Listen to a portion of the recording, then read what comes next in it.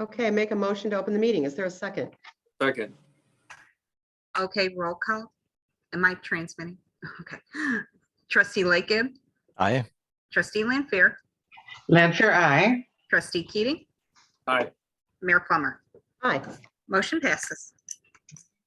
Hey, also, I've had a computer meltdown, so I'm on an iPad. I don't even have the file. So it's going to be a little touch and go for me. So bear with me during the meeting. Okay, well, we do what we can. Thanks, Dan. Does any board member have a disclosure regarding any relevant information or contact pertaining to any of the items on the agenda this evening? Lanfear, I do not. Meeting now. Lightgib, I do not. Plummer, I do not. Does any board member have a conflict of interest regarding any of the items on the agenda? That is, having a financial interest in the outcome of a vote on an item before you this evening? Lanfear, I do not. Meeting, I do not. Lightgib, I do not. Plummer, I do not. Just for a matter of record, if a conflict of interest is identified, then the board member must recuse themselves from participating in any discussion or voting on the agenda item. With that being said, I'm going to ask the clerk to read our open meeting compliance certification.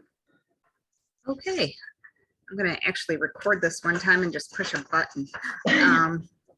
Okay, the public will have opportunities to comment on specific agenda items when they occur in the meeting and also on general matters at the end of the meeting. Speakers can comment once in each comment window if it is on a specific agenda item. It is not a debate, a deposition, or a panel discussion.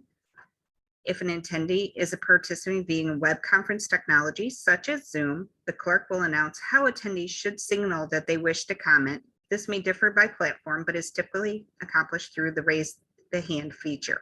We are using Zoom, and that is the feature we are using. So please raise your hand if you wish to speak. You can also post questions in the Q&A that I will submit to the board. I do not look at chat, so please don't post in chat because I don't monitor it. Thank you. Speakers must give their name, address, and organization. There shall be an exemption for any category of people protected by New York state law. Speakers must be recognized by the presiding officer. Speakers must limit their remarks to 3 minutes on any given topic. Speakers may not yield any remaining time they may have to another speaker. Board members may, with the permission of the mayor, only interrupt a speaker during their remarks for the purpose of clarification or information. Speakers must observe the commonly accepted rules of courtesy, decorum, dignity, and good taste. Interested parties or the representatives may address the board by written communications to villageclerk@villageofpittsburgh.com. All written communications will become part of the public record and will be attached to the minutes for that meeting. At the center's request, written communications will be read aloud by the clerk at the meeting and will adhere to the 3-minute time limit. If printed materials or other media are provided by attendees during the meeting, they must be submitted to the village board with the optional distribution to audience members. All materials will be part of the public record. Private distribution of materials to audience members only is prohibited. Thank you. Thanks, Dorothea. Starting in on department reports, I know our attorney, Jeff Turner, does have an item, but it will be reserved for an executive session at the end of the meeting. So we can go on to the treasurer's report. Brooklyn? Hello, everyone. How are you tonight? Hi, Brooklyn. So we have our treasurer's report. It's nice being able to do this bi-monthly. We're able to get everything paid on time. Nothing goes out late. So we have a pretty typical bill pay. Nothing really to bring to attention. Did anybody have any questions about the bill pay? I do not. I'll entertain a motion to approve the bills as presented. Second.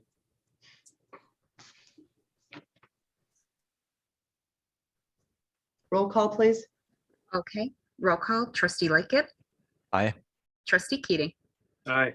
trustee Lanfair, Aye. Mayor Plummer. Plummer, aye. Motion passes. Anything else for us, Brooklyn? No, that is it from me tonight. I know everyone for looking for the end of year numbers. I do know that we do have November completed. December is our last one. So I know we've been saying next meeting, but definitely our first meeting of February, we should have final numbers for the 2021 year. Okay, great. Thanks so much for that. Did you just, I'm sorry, I'm behind on email. Did you distribute the November numbers? Because those are useful as well. We have not. I know that with those being complete, I can print those and get those sent out to you guys in the morning. Okay, that'd be great. Thanks, Brooklyn. No Yeah, I problem. think they were just finished like before the close of business today. So, I Yes, think, correct. yeah, Brooklyn, you can turn it around tomorrow morning. Yep. Thank you. Well, great. Thanks so much, Brooklyn. Okay, next up, village clerk report. Okay, I just have one item for my section, and it relates to the Computel and the settlement with the gross receipts tax settlement. All the villages have submitted. We did receive our settlement check of $5,000. I think it was might have been 3,000 because we had to pay a portion to Computel. So going forward, we should see that part of the gross receipts that we weren't seeing over past years. So it's a good thing. So it's good news across the board. Yeah, just a little bit more on that. This was a settlement reached with, I can't even remember how many villages. It's like municipalities. 92. Yeah. And there still was a lot of money left on the table that never was reimbursed, but at least we're moving forward and we're going in the right direction. And do we have any idea of anticipating going forward what that increase may be for us? I mean, I don't know that we've gotten any numbers. Maybe that's. No, we haven't gotten any numbers. Back when it was discontinued, I want to say it was close to half of the amount we lost from our distribution. I wouldn't guess that's the same coming back, but it should be a nice amount of money coming back into the municipality from there. So I hate to say double it and I'm wrong, but it should be a good amount. Okay. Well, that's good to know. Mhm. Something in over the transom. Yeah. Anything else in your report? That's all I have. I just wanted to update the board. I had gotten the email I included in the packet just so everybody could be caught up to date on that issue. Okay, great. Thanks. Then why don't we head into the meeting items? And the first item is the cannabis referendum. Dorothea, certainly you can chime in, but I do want to say there was a mailer that went out, and every household in the village has received the mailer with the information about the referendum. And we also have public notice signs that are up in the village. And we'll be also putting additional signs up tomorrow. The DPW is going to help us with that. And Dorothea, did you want to just chime in terms of how the election is going to be administered, just so people understand? The election will be conducted at the village hall, similar to all the other elections that you participated in. The village hall will have and both doors will be open. You'll come in one door to vote and check in with the election inspectors. And as we did with the election last year, you're going to exit through the village hall. The staff area, we'll open that up so we have it in and out so we can have like a circular motion. All the staff will be leaving early that day except for me because I'll be running the election. So we'll try to keep it as safe protocols. We ask that you wear a mask coming in and we'll go from there. Did you want me to continue about the absentee ballots? Yeah, I think that'd be helpful too. Sure. Thank you. Great. Unlike other elections, do not contact Monroe Board of Elections. They are not going to give you the proper absentee ballot for this. They're going to direct you to my office. So just save time, call the village office. You can find the absentee ballot on our website and post it on Facebook. Obviously, you can stop in. We'll be happy to give you one. It's the application. Once you fill out that application and I check it off and go through, I will present you with an absentee ballot or I will mail it to you. You have till February 8th. It must be postmarked by February 8th. Must be postmarked by February 8th, and we give up to a week after that to receive it. So as long as it's postmarked by the 8th, it will be counted. Yeah, and also you can certainly drop off your ballot on Absolutely. election day as well. Yep, on election Right up day, on there'll be a election. place to put the absentee ballots if you don't want to go through the line. You can always drop it in our mailbox slot at any given Yep. time. we'll make this as painless as possible. I know we have sent out a bunch of absentee ballots already. I have distributed absentee ballots. I think we have 3 votes already in. So it's moving along. The process is happening and working. Yeah, great. And thank you, because I know there was a lot of moving parts to this, Dorothea. So I really want to thank you for There's stepping up. several parts. We have our election inspectors. We are moving forward. So February 8th, noon to 9 here at the Village Hall, and just wave to me as you go through. We do have a question in Q&A. Okay, Let's see, it looks like Peggy Caraberas. Can we email you a completed ballot application? No, you cannot. And that is because you can't email it, but you can mail it. I have to have an original signature for those applications. It's just like voting. Therefore, we need original signatures. So you're welcome to, as I said, drop it in our spot, in the box, in our slot in the back of the Village Hall. If you know where the Village Hall is, the ramp, if you come up right before our door, there's a gold mailbox slot. Just slide it right in there. We'll get it. And I'll get an application out to you, the ballot out to you right away. great. Yes, Lily. Yes, Dorothea, thank you. Could you clarify, please, what the date is for the application? In other words, you have to have the application in by a certain date in order to receive Sure. a ballot. Sure. You need to get your application into me by February 7th. 7th. Yep, because on the Okay. 8th, you're here. You can go Right. through the line. So Okay. save time from filling out the paperwork. But absolutely, you can get an application from me right up to February 7th, and I'll be happy to give you the ballot at that time. So if your plans change and you're suddenly going to be away, have a work issue, get in here on February 7th, we'll get you a ballot and get you filled out the application. And why So don't you, the- oh, go ahead, Lily, go ahead. Just to reiterate, as long as a person, a resident, has the application and has mailed their application, I want to be clear about this, by February 7th, that then gives enough time for them to receive a ballot and to place the Mailing ballot. the application, if you're going to be requesting your application, I wouldn't request it on the 7th unless you're coming into Village Hall. You got to give me time to get the application to you. That's what I wanted to clarify. Yeah, no, if you're the sooner you get that application in, the better off you are to getting things mailed to you. So I would suggest that, go on our website, put the application, call me and request it. I will definitely mail it, email me. villageclerk@villageofpittsburgh.com. We'll get that application to you as soon as possible. We're trying to reach as many people as possible. So, Okay. So Thank I you. don't quite understand this. So if somebody mails you an application request form, mhm, you get it on the 7th. yes, You would then put you would put the actual ballot in the mail on the 7th and mail it to them. no. If Okay, so I hold- receive an application on the hold on, 7th, we let me finish this thought. So, Sure. so what is the date at which somebody, because there are people who are not in Rochester right now and won't be between now and the election. So when do they have to mail in an application request by in order that you can turn it around in the mail? And I am they not- could then turn the I'd filled out.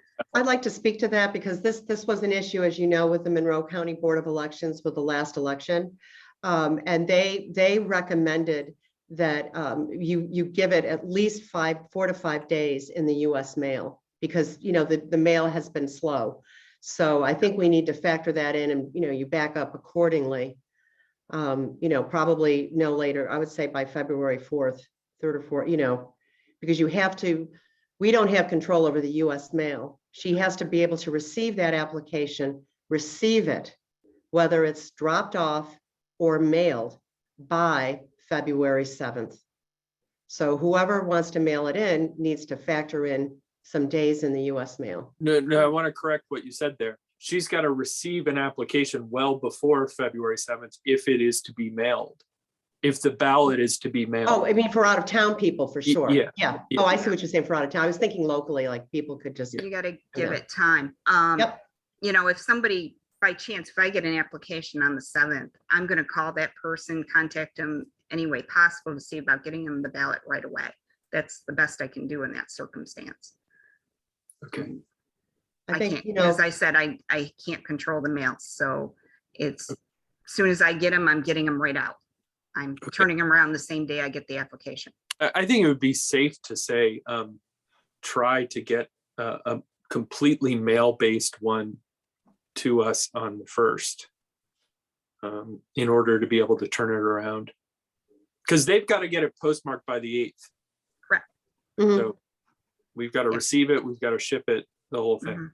Okay, yeah, thanks. We're doing the best we can with that. yeah, but they're here and lined up and we're ready to go. Yep. Were there any other questions in the Q&A? Oh, I had a question. So I loved seeing it on the sign by the baseball field there. That was great. You mentioned there are other signs going up.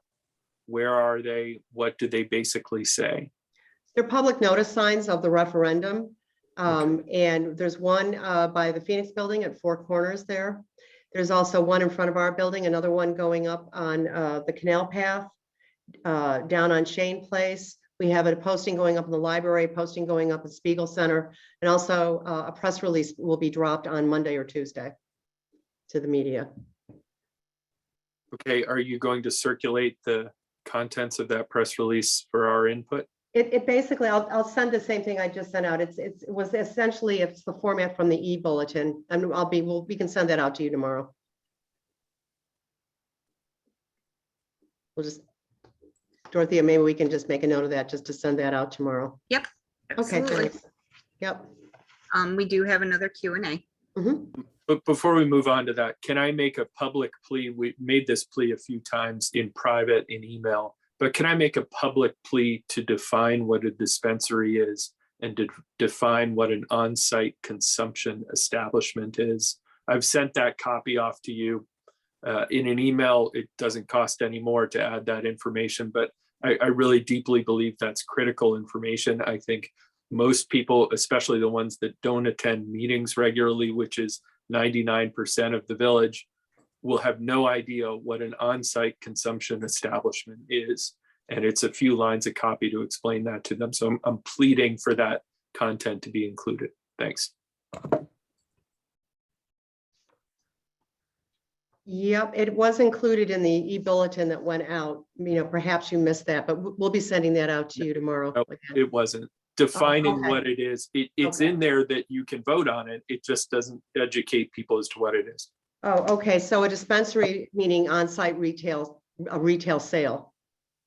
Meaning you can pick it up, you can buy it and leave. Mhm. And an on-site consumption Mhm. establishment, meaning it's a little bit like a bar. Mhm. Okay, You so we'll buy- send that out and then, you know, you can all tweak that. We'll do that again. Okay, and Dorothea, you said there was another question? Yes, and the same person raised their hand, so I'm going to go to them because I'm assuming they rather speak than have me speak. So we'll see what that. Oh, okay.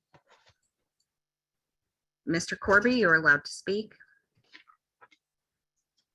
My question is, in the last election, there was only a site coordinator from the Democratic Party and no representative from the other side. Do we have some assurance that the referendum will be conducted with full oversight as is actually required by New York State law? The village clerk's administering the election. I think she can speak to that. Yes, I have 6 election inspectors for the referendum plan to be here, so I think we're fully covered as required.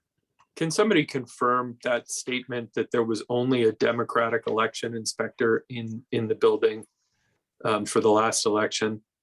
It's a I can fact. reach out to the I'm board. not asking the caller, I'm asking the clerk and the mayor. I can reach out to the Board of Elections and verify Okay. that information. I have no knowledge of it either way, so perhaps the clerk could follow up Yes, on you that. do. Okay, Okay, so moving along. Next item, 19 North Main Street. Yeah, actually, there was one other question about the referendum. I wondered if you wanted to Oh. address that before we moved on. Oh, I'm sorry, I Oh. thought we caught him off. Okay. where's the question? From Dave Marshall, I can read it. Should either referendum pass, is it then required that an existing or new zone be approved for the distribution or consumption, or would it be possible that while it is now an approved use, that there are no zones approved for either? I'm going to ask our attorney to answer that about, the zoning issue. If Jeff, if you could chime in on that. Yeah, we always anticipated the zoning would have to catch up with whatever law went into effect. So it would be premature to do zoning at this point, but once, it's currently zoned out by local law. If that local law is overturned, depending on which way it's overturned, then the zoning would have to follow.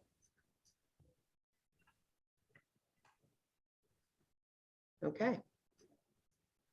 Thank you. All right, so we're going to move on now to 19 North Main Street. Sure, that was my item, so I can kick that off. Dorothy, I was wondering if you would mind putting up the page about the timeline. Sure. So we can Hold on. start this. Thank you. Mhm. So while Dorothy is pulling this up, this is a piece of information that I received from the fire district. This is about a year and a half ago or so. I filed a FOIL request and requested some information about the house at 19 North Main, which has been vacant for quite a while. This is a question that I've been asked many times around the village about what's going on with the house. I think there's a lot of public interest in it. I've seen different posts on social media relating to the house. But basically, as you'll be able to see in the timeline here, which was hopefully provided by the fire district, it was acquired in, let's see, well, the house was acquired in 1995.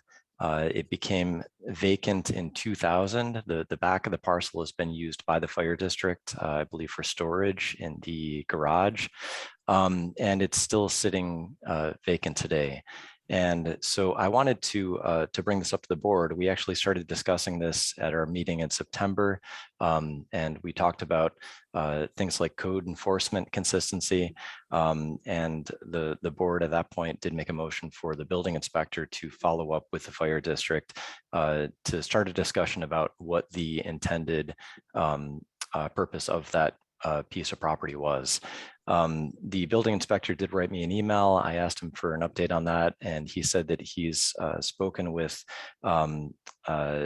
Mr. Bob Ockenden several times, he said, and it was going to be brought up with the Fire District Board of Commissioners, and we have not received an update to this point.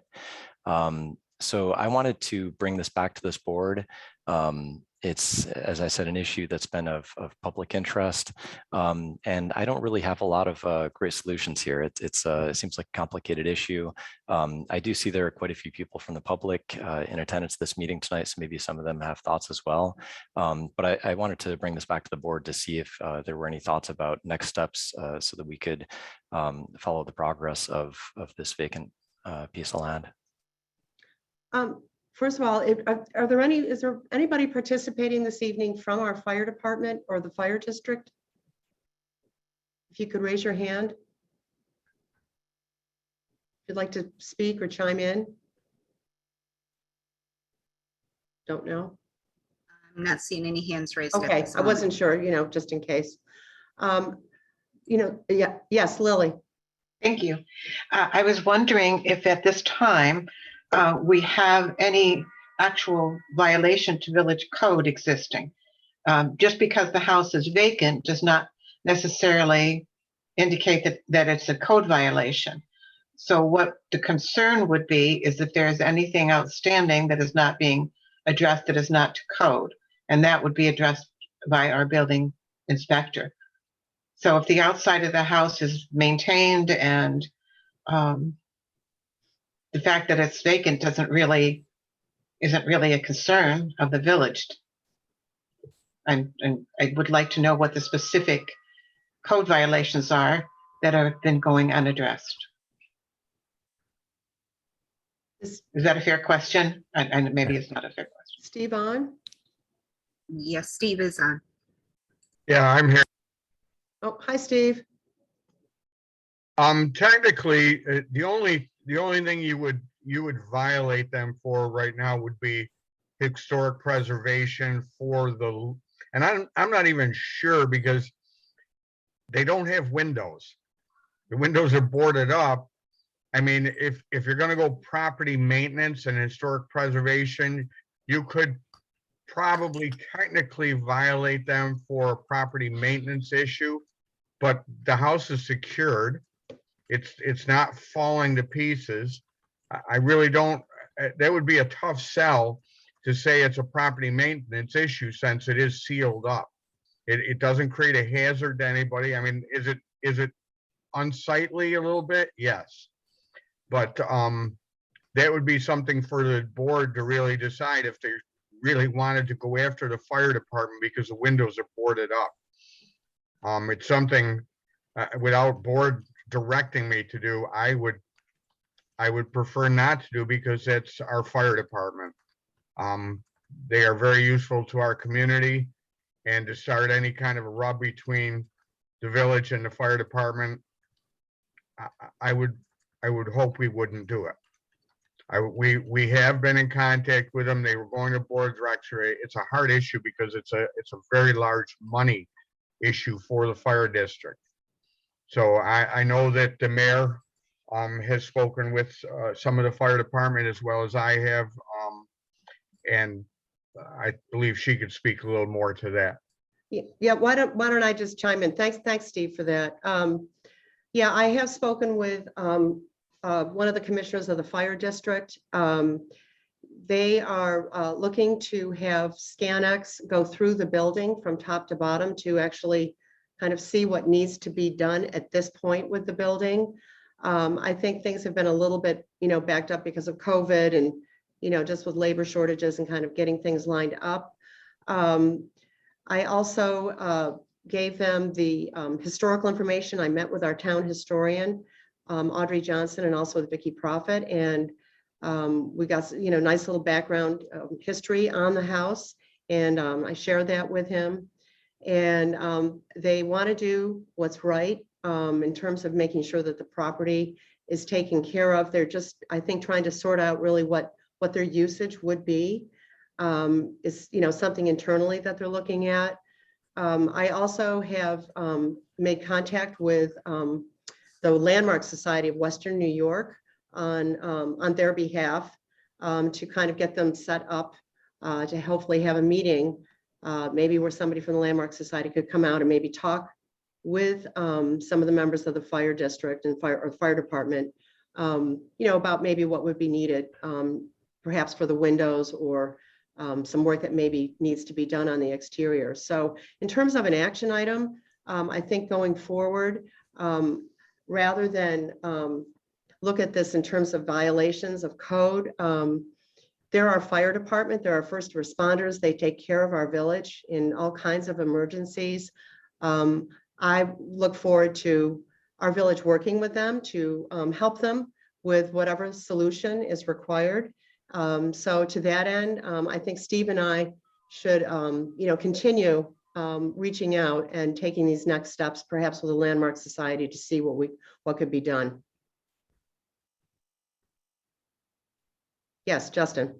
Yeah, I think those sound like good next steps. I certainly also value the relationship that we have with the fire district, which I understand is different from the department. We're not talking about the volunteers here. The fire district is an autonomous branch of government with its own elected officials running it, and they're the owners of the property that we're discussing.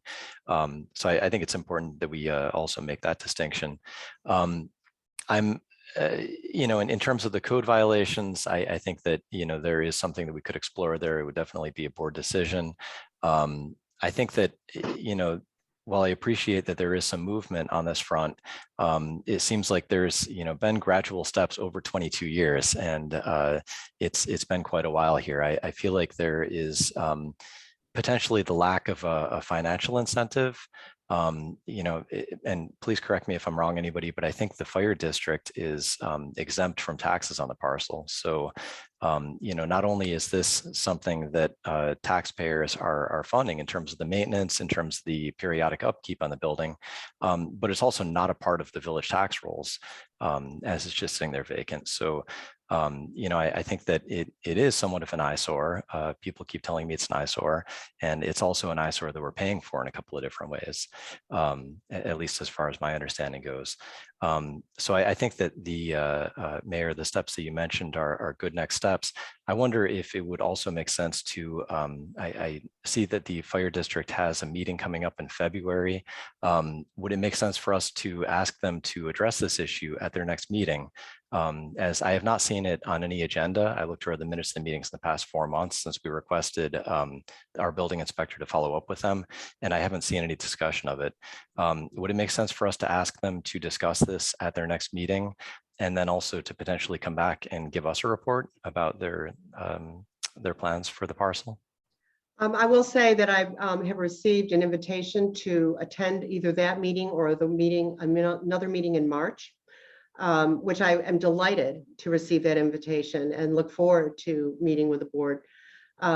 So the intention was actually to attend the March meeting. So I think that's part of the process. I would like to say, you know, just getting back to the whole idea of code violations and timeframes, typically when there are code violations for residents or really anybody in the village, the first step is always to kind of reach out and try to work with them and, you know, see if we can come to some kind of a solution without going straight to, you know, finding. And I know it's been a long time, but also, you know, the fire department, there's an ebb and flow with, you know, people who are elected, people coming and going. Again, you know, it's a service to our community. I just think that I would like to pursue the path of working with them and just helping them get towards a solution that makes sense for them, you know, and also protecting the house. I think we all want that too, and I think they do too. Have we So I received will be going confirmation? to a meeting probably in March. I will. Okay. I can't make the February one, but I can make the March one. Okay, have we received confirmation that it's going to be on the agenda at that meeting, or how do we know that I just it's, got the email. We'll sort it all out. We'll talk about it, and we'll ask them to put it on the agenda. That's how we can do that. okay. Could the Yep. rest of the board also see that email so that we're aware of the discussions that are going on with the fire district? Sure. Sure. Thank you. Okay. Yes, Dorothea. I have a Q&A question. I also remind the public again that any questions posted in chat, I do not look at. So if you do have a question for the board, please put it in Q&A or put your hand up and I will call on you. I'm going to stop the screen share. If that's okay. Trustee Lightgib? Okay. Peggy Carabaris is asking, was the building inspector able to inspect the interior of the building? I have never entered the property. I can do that if that is wished, but the interior is not that's not my purview. Whatever's on the inside is kind of irrelevant, just like anybody remodeling the inside of a home.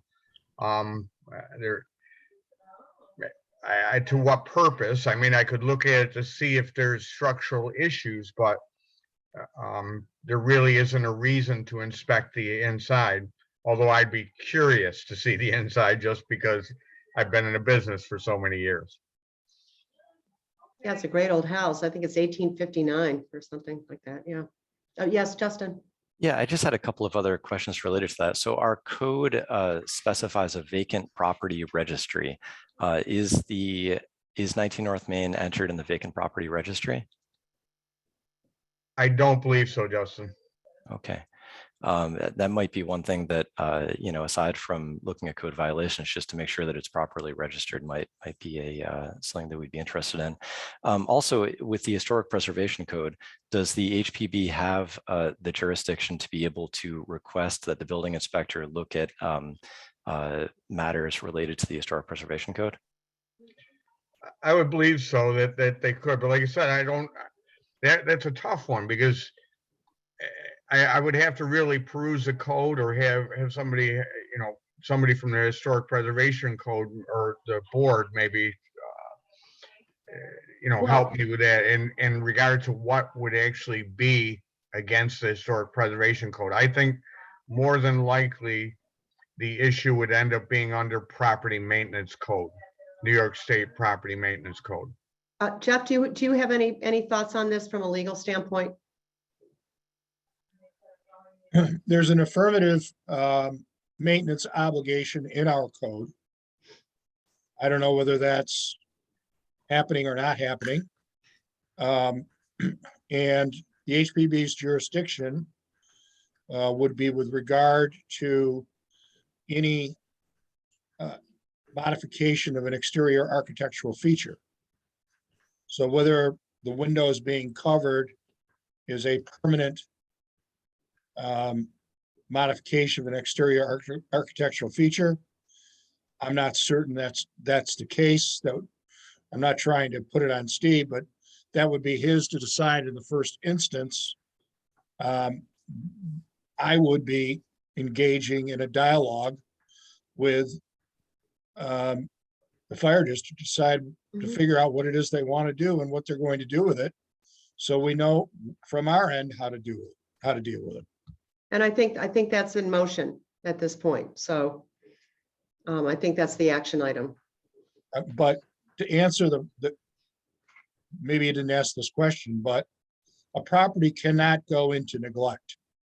The village can affirmatively prevent a property from being neglected so that it falls into disrepair. But according to Steve, I don't think that's going on at this point. No, they maintain the property. I mean, they mow the lawn, they trim the bushes, they keep the house, I mean, it's not, there's pieces aren't falling off of it. I mean, yes, the windows are boarded. And what I will do is I will schedule an inspection of the property. I'd like to know if the windows actually exist or if they were taken out during the remediation. So that's one thing I can do is I will inspect the property and then report back to the board. Yes, Justin. Steve, could I just clarify, would that inspection also include the interior? Because I was wondering if there are certain signs of lack of maintenance, like sagging joists or other signs that water is entering the structure that might also be a part of our obligations as far as the maintenance goes. Yes, that would be the purpose. I would do an interior too, Justin, just so, because I do want to know if anything's being compromised on the structure. That would be a maintenance issue that would be under the purview of my charge. Sounds good. Thank you. Okay, so I think we kind of have the action item there. Yes, Dorothea.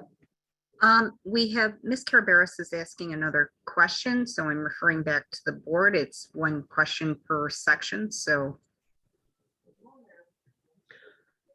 Does the board wish to entertain a question from another question, I guess, from the same resident? Sure. Sure. Okay. Okay.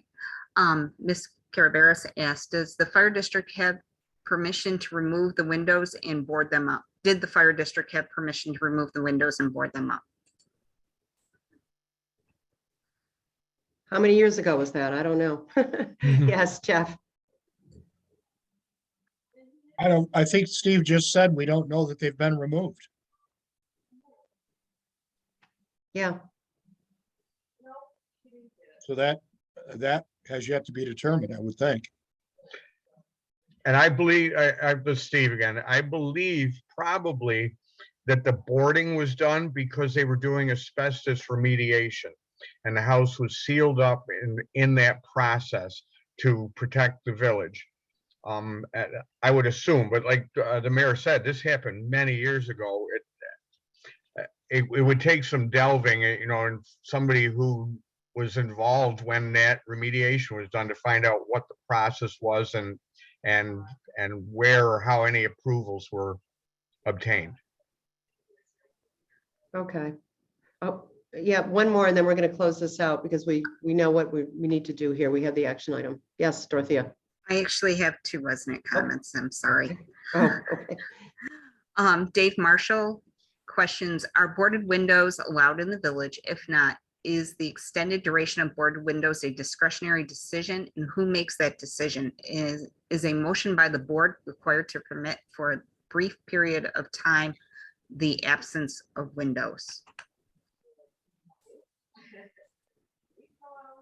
Okay, Jeff, you're shaking your head, Jeff. Do you want to comment on that, or? Yeah, this board doesn't have jurisdiction with regard to that issue. So this board would not be making any motion about the windows. That's an HPB matter that would follow up with Steve's investigation. Thank you. Okay, Okay. last one.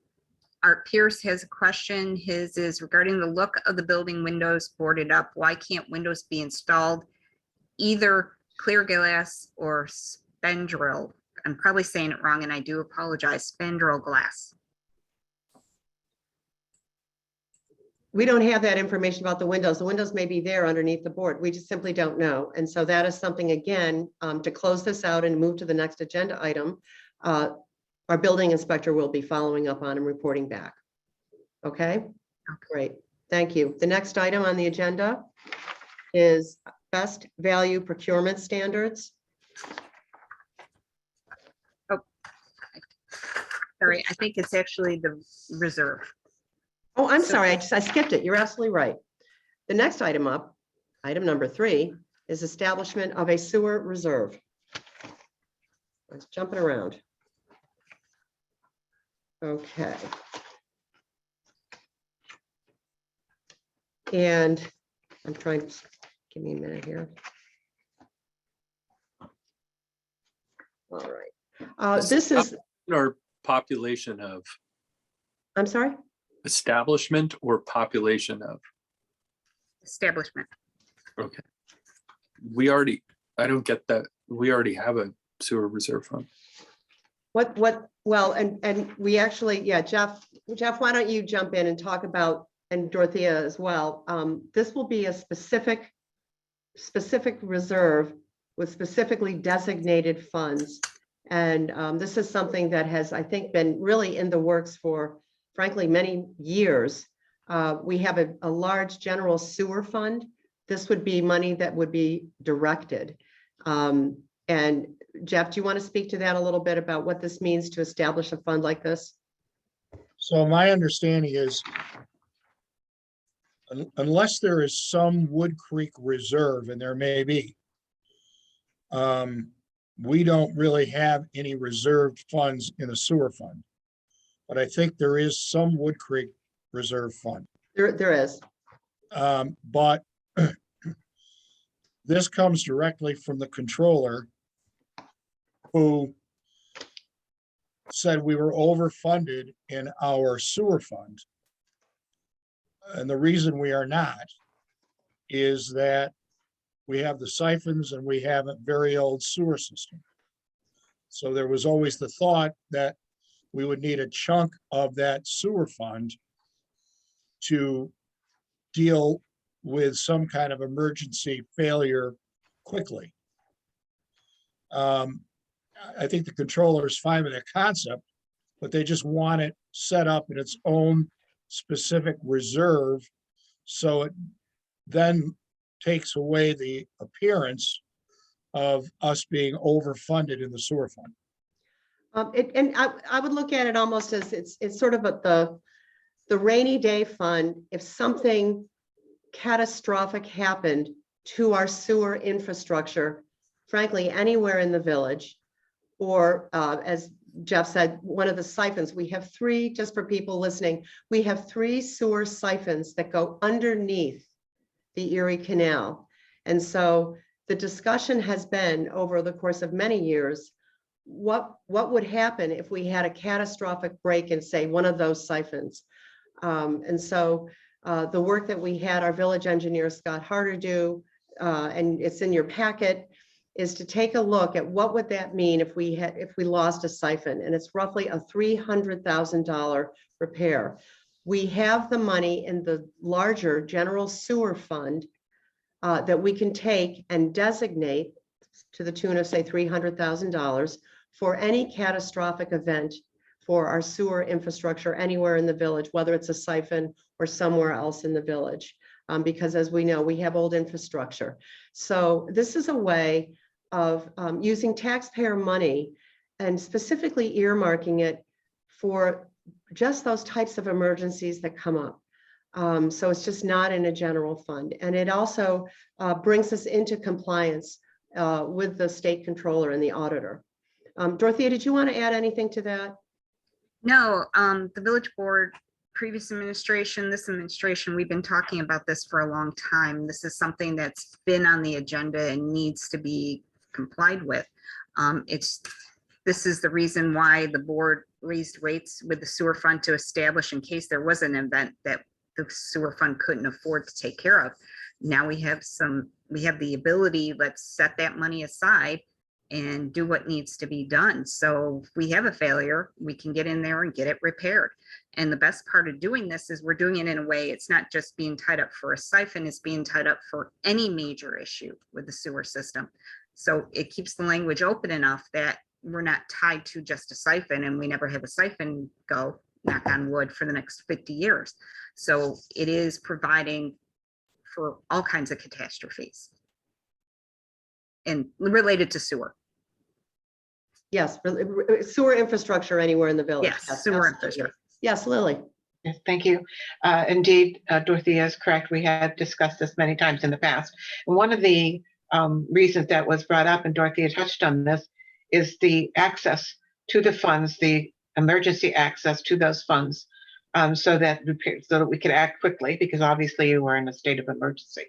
So yes, I agree that this is something that has been discussed for a very long time and needs to occur, because we have been remiss in handling it. It has, we have the funds, and she's right, we have such a large amount in there, it doesn't look well to the comptroller on paper, because it looks like we have more than we actually need. Well, we actually do need it in an anticipatory fashion. So yes, I would hope that the board will agree to set up a reserve sewer fund for the emergency purposes. Great, thank you. Yeah, I agree with you, Lily. And so really the action that we would want from the board is really to make a motion to direct Jeff to write the language that we need to establish this fund and then bring it back to the board. So moved. Oh, Jeff, yes, I mean, I think a little more explanation is in order. okay, We would be putting it into a specific capital reserve fund. Putting it in is subject to a permissive referendum, oh, yes, thank you for bringing that up, yep, which means that once you put it in there, Dorothea has to post the notice that it's subject to permissive referendum, and then people have 60 days to file a petition objecting. And if they do that, then it goes to a vote. If nobody does anything with the 60 days, it's set up. The reason you do it that way is that to get it out of it, it's by simple resolution. So if you have an emergency, mhm. you can pull the funds out with a trustee resolution only.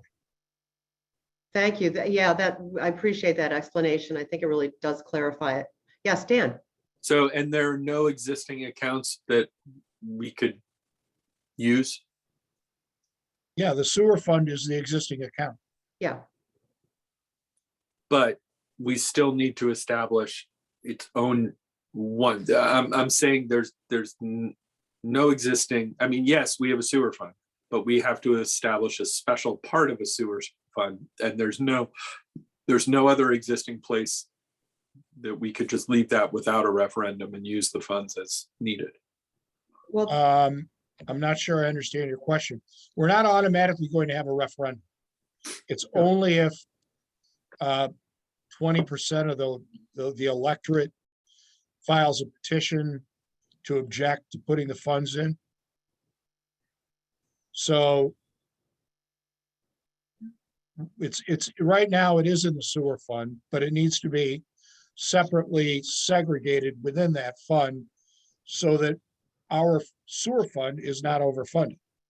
Okay, and there's no other place within any of our funds that is separately segmented that we can access in this way?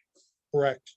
Okay, thanks. And this, Well, oh, sorry, more- go ahead, Jeff. More precisely, we could separately access it right now from our sewer fund.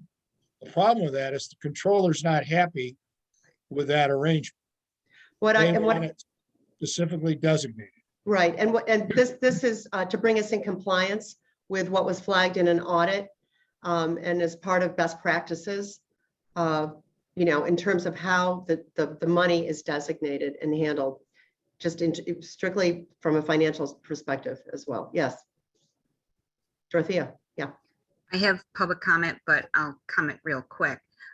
As the mayor said, it's a matter of the designation. Right now, what's available in the sewer fund is undesignated, and that makes it is upsetting to the comptroller. They want to see it designated for a specific purpose. The existing reserves in the sewer fund need to be reevaluated, but they're really not designated for this type of issue. So that's why we want to establish this issue so it's covered. Yeah, this is considered a best practice under the Correct. guidelines of the state controller. And then I have two Q&As. Okay, yep. Robert Corby, the comparison with the basin disaster is an apples to oranges comparison because the typographical situation in the village at the siphon locations and where the basin break occurred are completely different.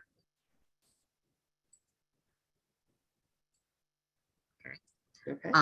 Art Pierce commented, wouldn't an insurance policy be a better instrument to cover emergencies versus holding a larger amount of funds than necessary? Don't believe we have insurance policies for these type of things. It's considered a general maintenance item. Wouldn't Yeah, that be correct, Jeff? I don't know about that, but the next time we can get insurance money from an insurance company in less than, 3 or 4 months or 6 months, I just don't see it. We got to move, we would have to move quickly. We would need access to the money. Correct. Yeah, I I think at think- that point, we would look at our insurance and see what would be covered, but it's kind of a difficult issue. yeah, I think the operative language here that could potentially be in the how this money is designated is that it would be considered a catastrophic event. And I think that's sort of the governing language there. Catastrophic is a pretty big deal. You need to respond quickly. Yeah. Yes, Justin. Yeah, I think this sounds like a good idea, and I'm glad that we're addressing it. I was just wondering, it seems like after we establish the fund through a resolution subject to the permissive referendum, there's probably going to be a transfer after that of a certain amount to the new earmarked fund. I was just wondering if, in addition to the language to establish the fund, we could also specify in the packet what the amount is that we intend to transfer so that we could get everything done at once. Yeah, that's the goal. Yes, Jeff. You have to specify an amount. Yes. To make this kind of reserve fund, you have to have a maximum amount. Thanks. Yes, Dorothea. I would also say that the amount we're looking to put into the reserve fund, I believe it's 300,000, is the amount we have said to the comptroller we're looking to do. So I think the best issue here is happening. We're fully funded in this reserve for the purpose that we want it to have. Okay. Okay, so there was a motion that was made. Was there a second? Lampier, second. Okay, roll call, Okay. please. Roll call, trustee Lampier, Lampier, aye. trustee Stetser, Aye. trustee Keating, Eating eye. trustee Lightgib, Aye. Mayor Plummer, Plummer, aye. motion passes. Okay, Jeff, I guess you have an assignment. All right, next up, the best value procurement standards.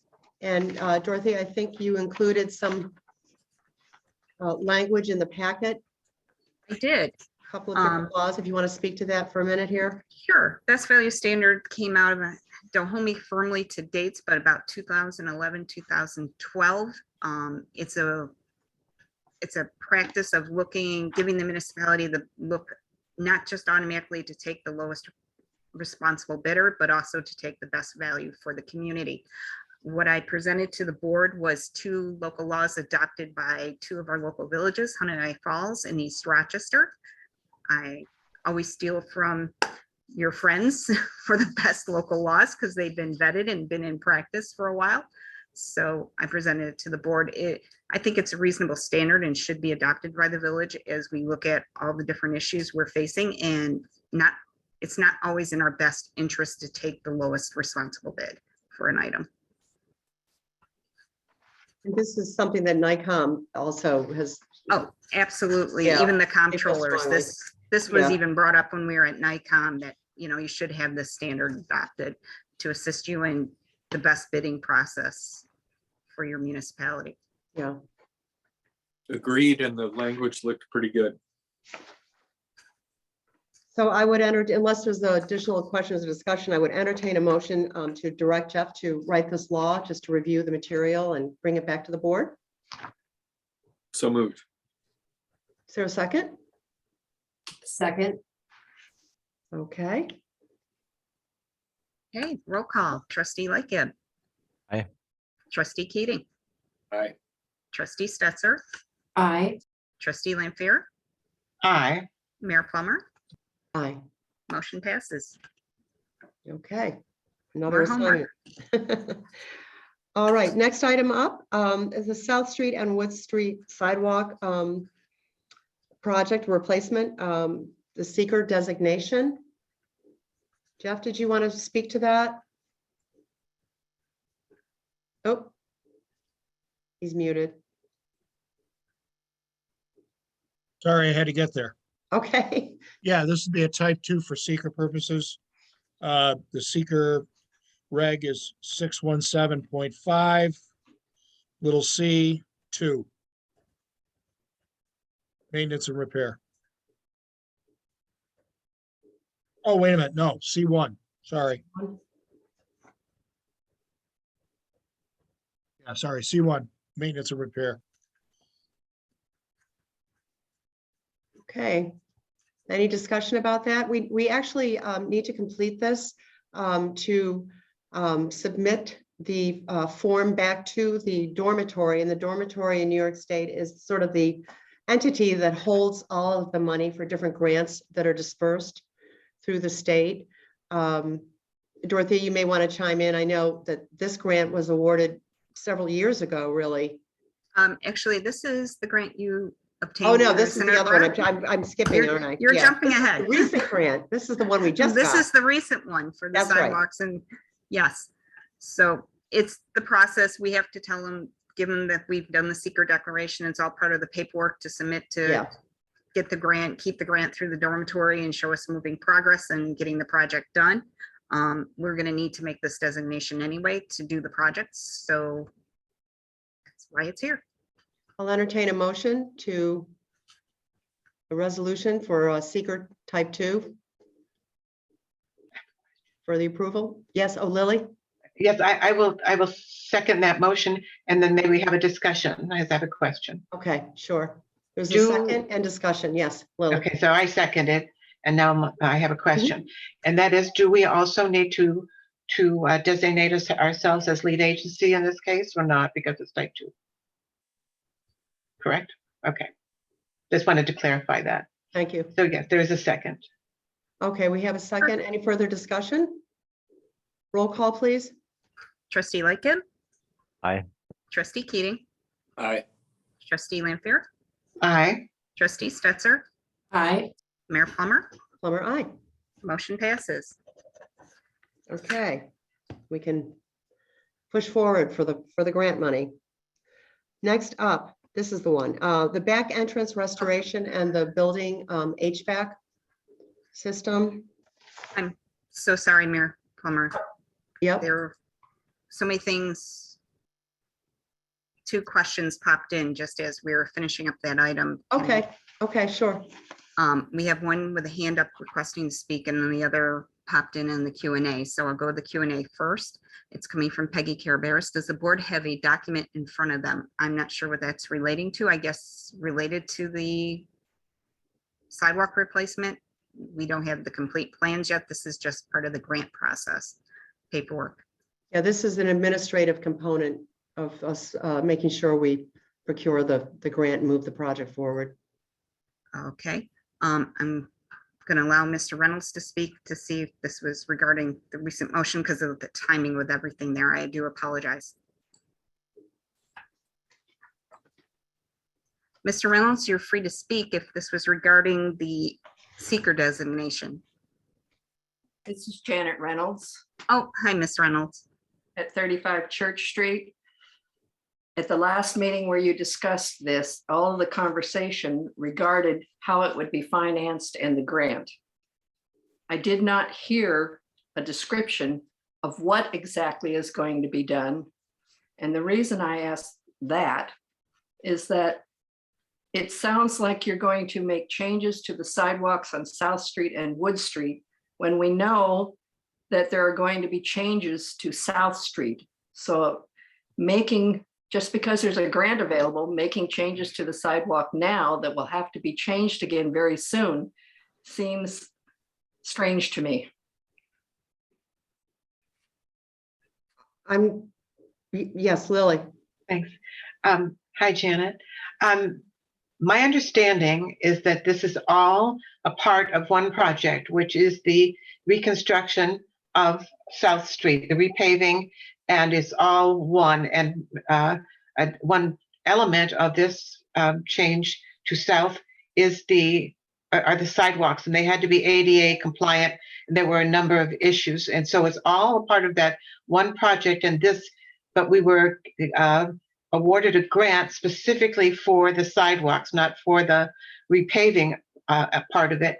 And so as part of that grant process, we need to do seeker so that we can move the grant forward. If I'm misspeaking, Mayor, please correct me. No, But this is Lily, what thank you. No, that was exactly what's going on. This is. So it really isn't going to occur, and then we've got to rip it all out because now the street is being redone. It will be all of one piece and be done as one, but we're just talking about the funding portion of that project right now. When is the street going to be redone? We're hoping to do it next year. Or actually, the sidewalks, hopefully, actually over the summer, if we can, get things lined up. Yeah. If we can We're also looking- get concrete. Yeah, the board's looking at the full project for hopefully this summer. It's just getting all the pieces lined up. It's challenging. But you can't do the sidewalks before you do the street. Yes, we can. Yeah, actually, we can. We can, and that's part of how the project's engineered. But when would there be a discussion and some work on the fact that there isn't room for a standard sidewalk? There isn't room between the street and the fence in many places. Who's speaking? I'm sorry. This is Mike Reynolds. Oh, okay. I wasn't sure. When will there be some kind of charrette or some way to discuss those issues, how to deal with them? That's further down the process. What this is just taking care of the grant. We would be getting engineering in, and the engineers would make recommendations and they would present that to the board. So that's a few steps off. Well, we were told that if any changes were made, the people who lived along South Street would have input to what changes are going to be made. At this point, there's been no input or request for input from the people that live along South Street. Because we're not there yet. I'm not saying the board wouldn't include you, and it absolutely will, but we're not there yet. We're just guaranteeing the grant money and keep moving the process along. I mean, we still have to hire an engineer, and they need to look at the whole project and give us the plans to move forward, and that would be presented to the board and the residents. Not to speak out of line. No, but I mean, we've been working on this. I mean, this is really the administrative end of working with New York State to make sure that the funds are secured for us when we're ready to go in what is known as the dormitory or the clearinghouse that dispenses these funds. So the action tonight is an administrative action to help us to secure those funds. Okay. Where were we? We had a second, okay? That's all complete. I apologize Paul? for we did the vote. We're Oh, all we did the done with it. vote, sorry. We're good. That I'm was, like bouncing that all was over. all me. Okay, that was you. All right, so we're good to go. We're on the Um, next item. We are on the next item. So this is the back entrance restoration and building HVAC system.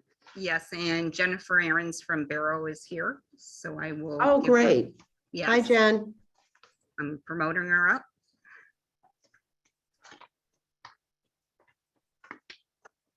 So she should be popping in any second here. Okay. Jennifer, you should be able to speak. Thank you for joining us. Hello, how is everyone? Oh, I'm very dark. Yeah, you sort of look like you're in witness protection. I'm not used to Zooming this late at night. Nice zooming. Welcome So to the village. I'm Jennifer Aarons. I'm the principal at Barrow Architecture, 32 Winthrop Street in Rochester.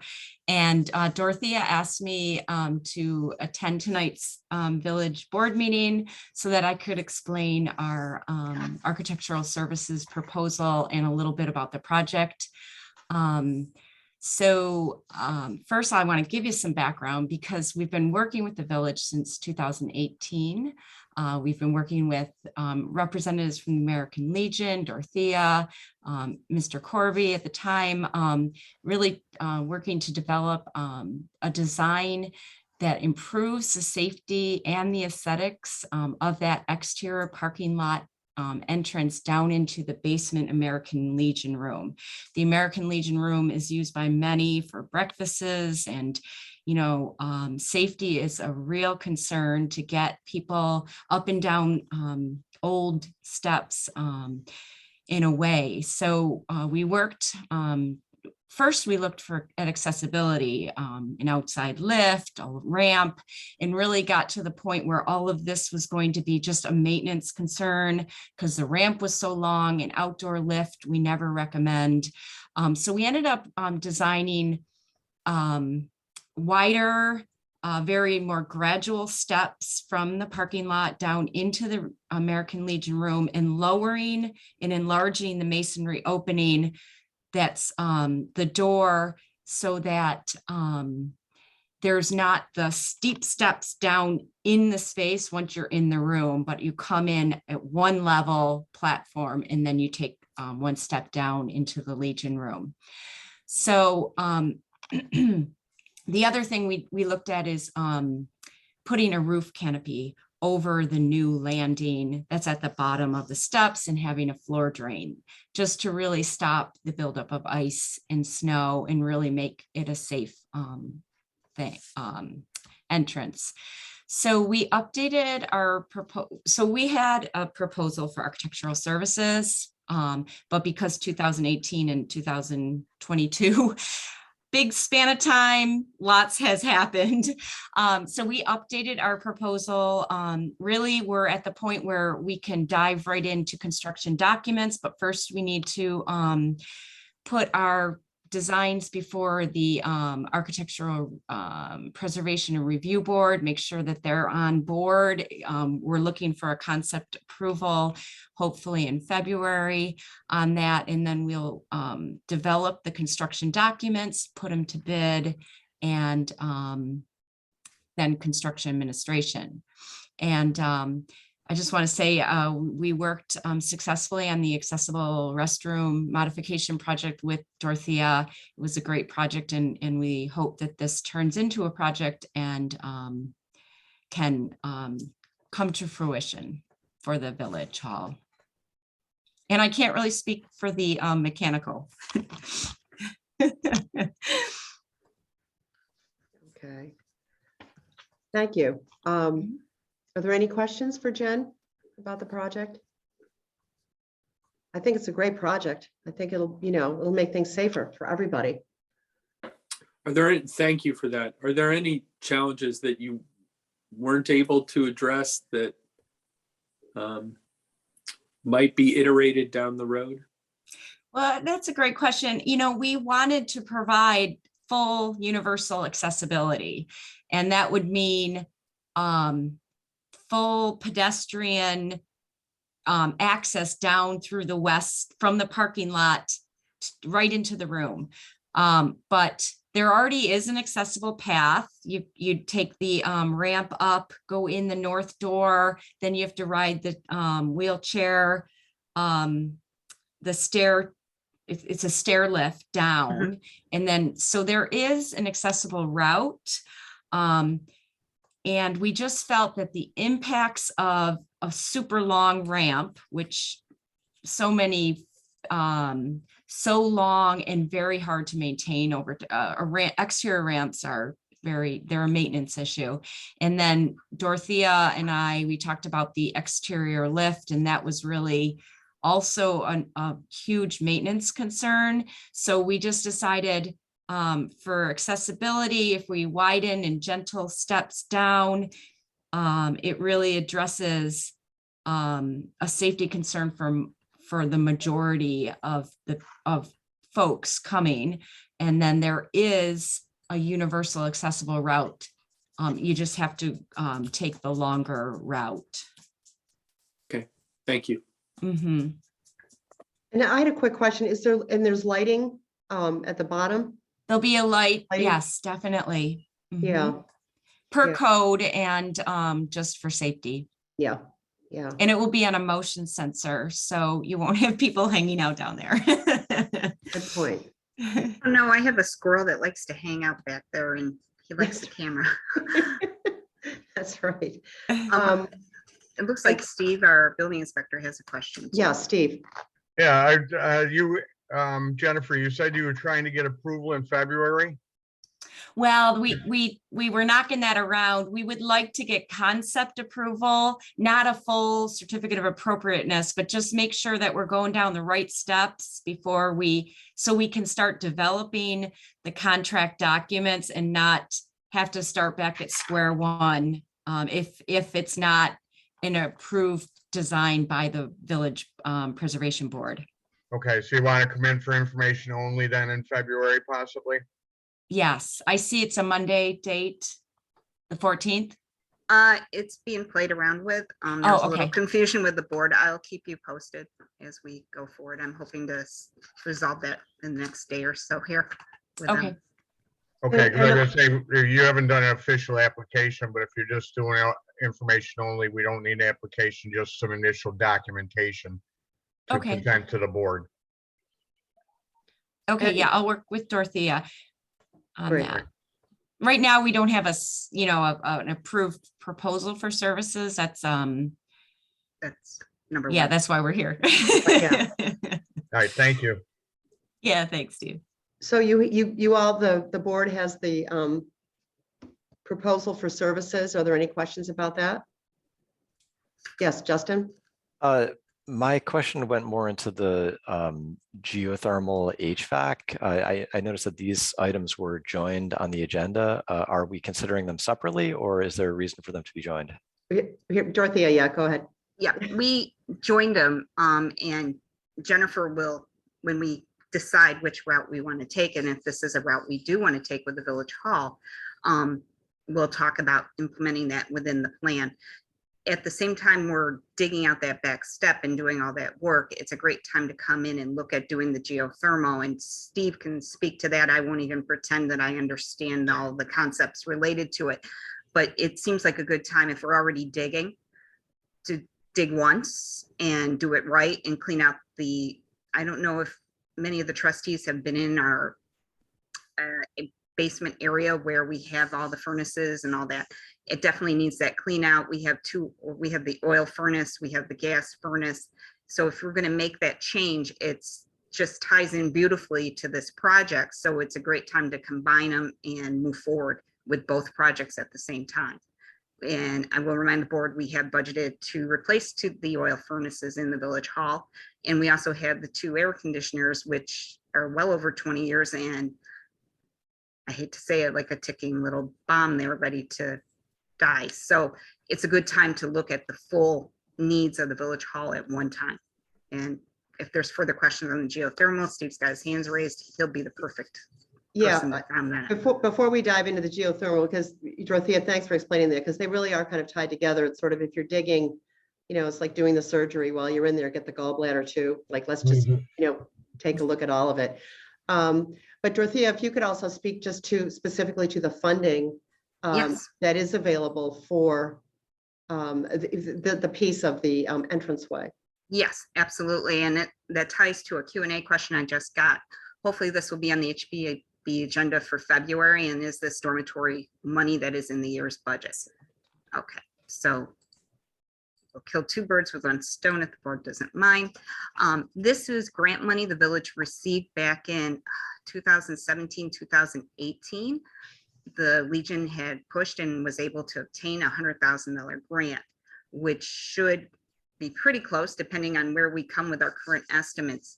At the time that we were moving forward, the village did not have the funds in our coffers to put the money up and wait for the dormitory to pay us back. But we are trying to, that's the next step of this whole meeting tonight, is to review that situation. But this is grant money, which should cover most of the project, if not the entire project. So it's a good use. We still have the grant, and I hate to see us lose that grant when we have an opportunity to fix something that needs to be fixed. And Steve can comment to it. I think it is a building safety concern right now.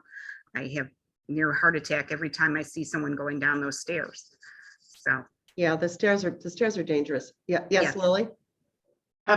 Could you please clarify that the HVAC portion is not part of the grant? it is not part of the STEP grant. That has its own little grants that will be tied to that and rebates that Steve can go over as well. Yeah, they're essentially two separate projects, and the only reason why we combined them was the fact that, the excavation work it's just an opportune time to look at them both at the same time, even though they're going to be funded separately. Okay, so at this time, we don't really have a clear picture of the cost for the HVAC because we don't have a clear proposal for that yet.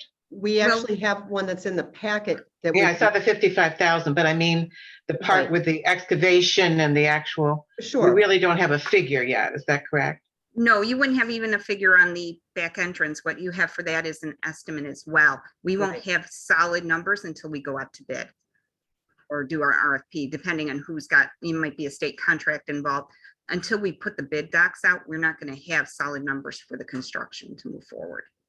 And did I understand you to say that we're looking at it for this budget cycle? Is that correct? This is going to be its own budget. It's not going to be affected by a budget cycle because we're looking at outside funding to fund that project. We're looking at financing to make it happen. I'm sorry, I have to keep asking you to clarify this. So what you're saying is that we would not have the money either in this budget or the next in order to fund this. So the only way it can happen is with outside budget funding. Is that correct? Correct. This will be a capital improvement project financed with, as when we get further down the road, the financial advisors will review that with the board. Okay, so it would behoove us to know what our bottom line is because we don't have those figures yet, as Brooklyn pointed out at the head of the meeting, to know where we stand to even have any kind of discussion regarding the feasibility of what you're proposing. As far as floating a bond, we don't know where we stand. well, I think. We have no fourth quarter report. We don't know where we are. Lily, not to be disrespectful, they're going to be two different things. The village budget, where it's moving along, is a different issue. This is a financing issue. It's going to create its own budget, and that outside financing will be carried over. The cost of that is going to be included in that band, so it's not going to touch the current budget numbers. We're going to create a budget directly for this project. Right, but I guess what I'm referring to is paying it back. So if we know where we well- stand, then we know the feasibility of being able to repay this Right. bond. And That's what we're skipping ahead, and you're asking great questions, and I appreciate that. Our financial advisors will speak to that. The funding that we're seeking that is independent of the budget are grant funds. And if we don't have the money to initially pay up front and then wait for the reimbursement, we still can get the grant. We're going to be looking at another financial mechanism to do that. That has nothing to do with the budget as it stands. And that will be for, that's the next item actually coming up. So we'll be able to, our financial advisors will be able to speak to that. Yeah. Steve, you had your hand. Oh, I'm sorry, Justin, you had your hand up, then Steve. Actually, Steve had his hand up before me, I believe. So why don't we Oh. let him go ahead if you don't mind? Okay, Steve. All right, there are two things. I do want to say to those back stairs, they are a huge safety issue. And I don't care how many times I talk to these gentlemen and ladies down there, they keep, and I can't lock the door because it's a fire exit, it's a safety issue. But no matter how much you talk to them, you put notices on the door, ultimately you look out and here's somebody trying to carry a box down those back, very unsafe stairs. And it is an accident waiting to happen. So it's a project that's desperately needed. In regards to the trying to coincide the possibility of a geothermal system with that is depending on which way the system has to be acclimated on the property, the piping or some of the structure may have to go out the same location into the back area as those stairs. So it would behoove us to design that at the same time so that one isn't interacting or harming the other. There's a possibility that because we don't have grass area at the village hall, this geothermal has to be done with wells. All right, there's two modes of thought here, that there would be wells put out behind the building or over by where the AC units are. The gentleman that came out and did the estimation only did the cost estimation. He's not the guy who would engineer where those wells would be placed.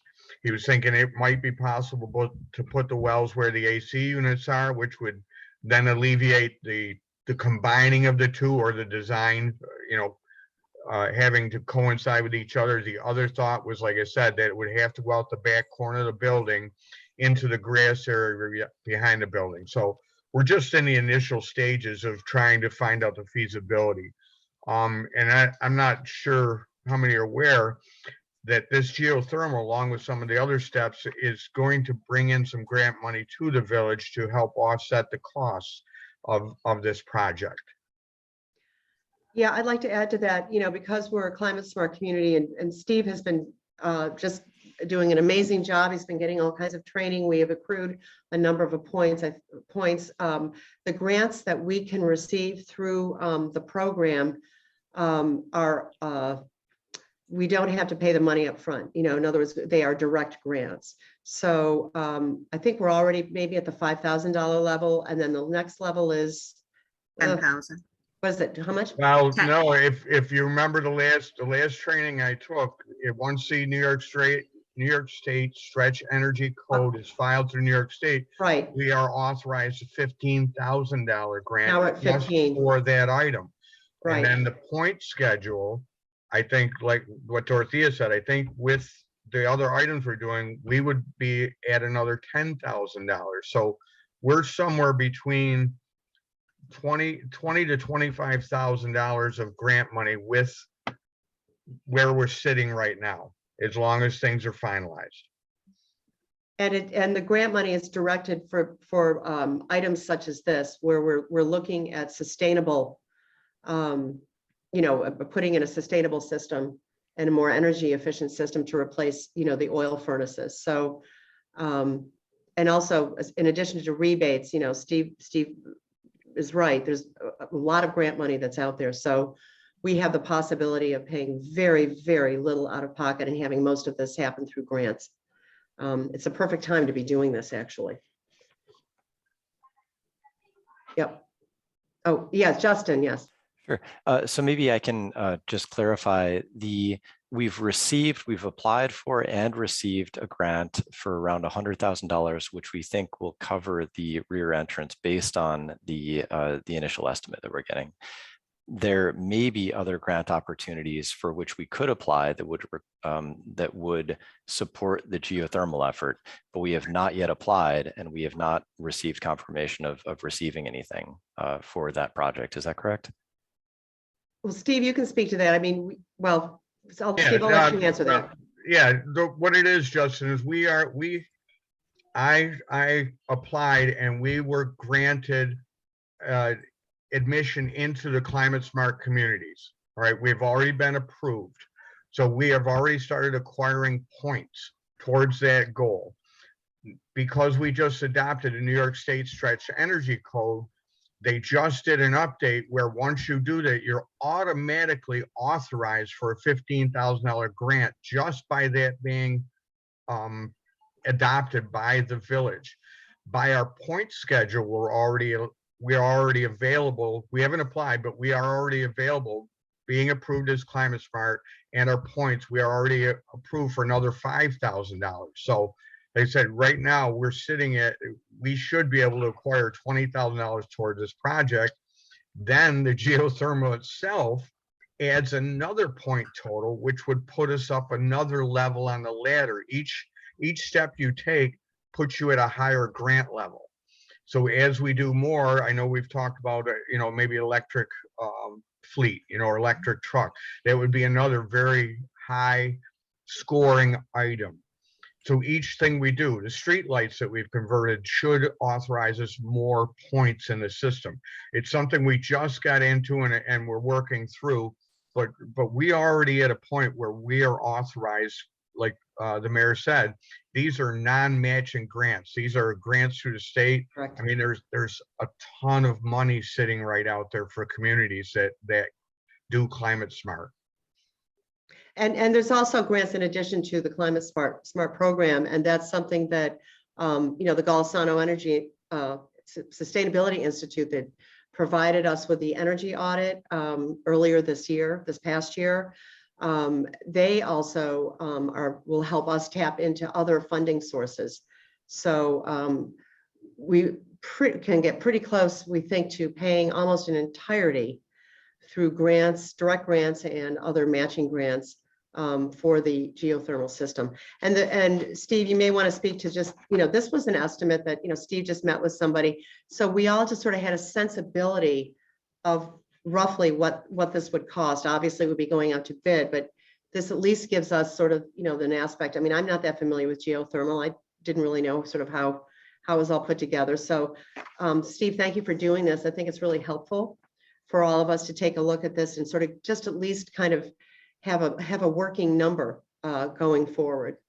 Yeah, and geotherm, the gentleman, Kevin, who came out, stated that they are probably on the high end of the geotherm companies. So it just kind of gave us a benchmark to start. I have a feeling we're going to be able to come in less than what they came in, but then I mean, you have to do 3 grants or 3 estimates anyways, and the board will have to make a choice out of that. Mhm.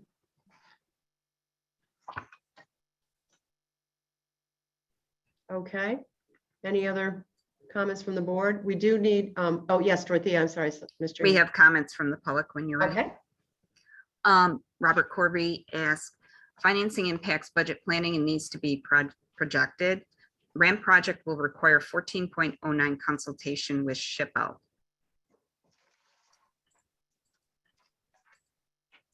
Okay, and let's see here.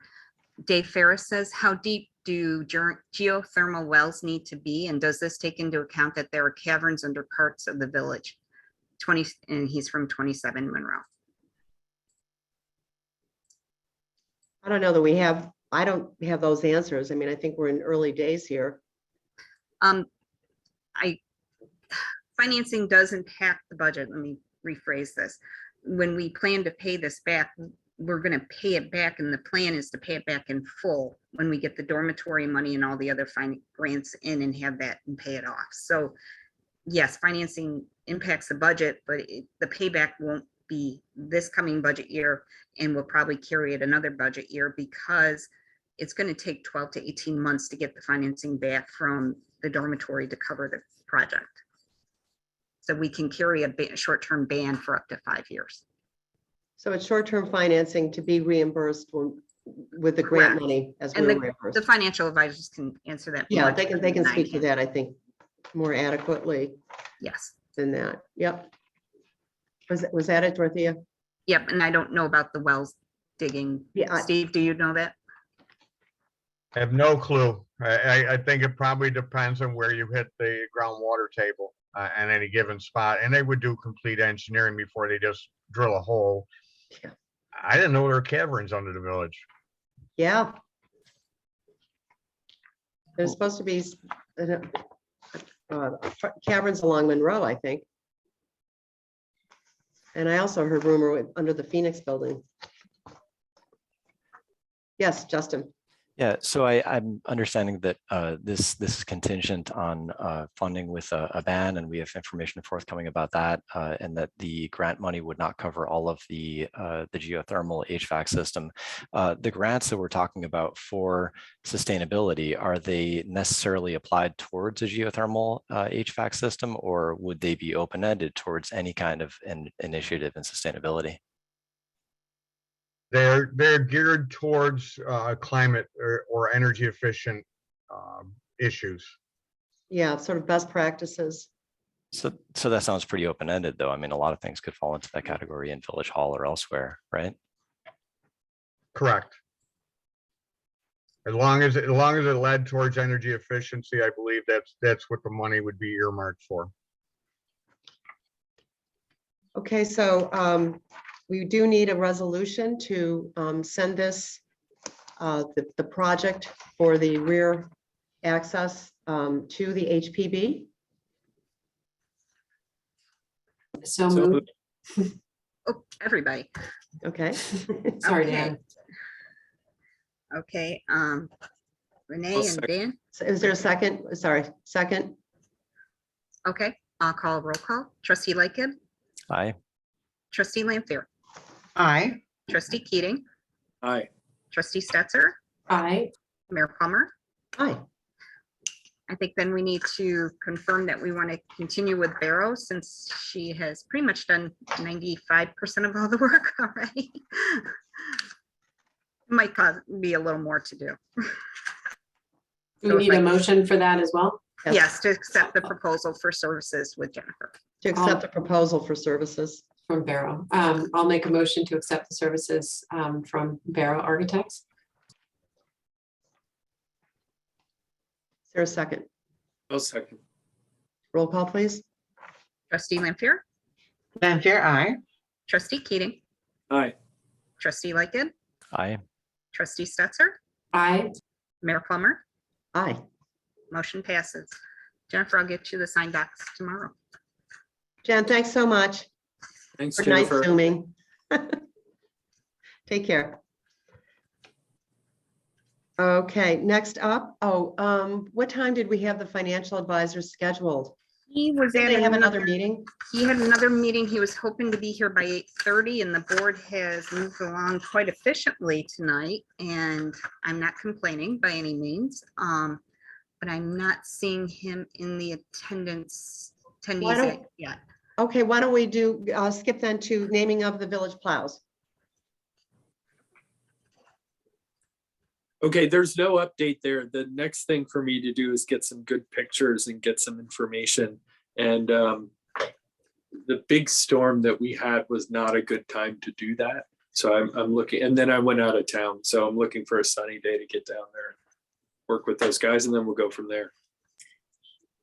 Dan, is this, are you trying to do the contest this year or Yeah, I mean, why not? okay. Okay. Well, actually, the next item would be in an executive session. Would you like to do member items, maybe? Yeah, Sure. good idea. Yeah. Member items? Okay, well, I'm remembering mine. Oh, good. Okay, Lily, dive on in. Thank you. This member item involves our meeting format, and I have had questions regarding members of the community who are attending our meetings indicate that they are unable to see the format that the board is seeing with the entire board, and the only are able to see the speaker. So I am wondering if there is a way to address this, and so that the members of the public are able to see the Yeah, Brady Bunch format. I'll take that, Lily. That's an individual setting on their own Zoom account. They just have to click gallery and they'll see it. So it sounds to me like they're on the speaker view, which only highlights the existing speaker, but the gallery view that they just have to click. Gallery view. Okay. Okay. Thank you. Yeah, I And think the it's other in the upper question- right corner, isn't it, Dan? Isn't it in the upper right corner of your screen? It says view. Yeah. Yeah, and then you click on that and it'll give you an option. Okay. Yeah.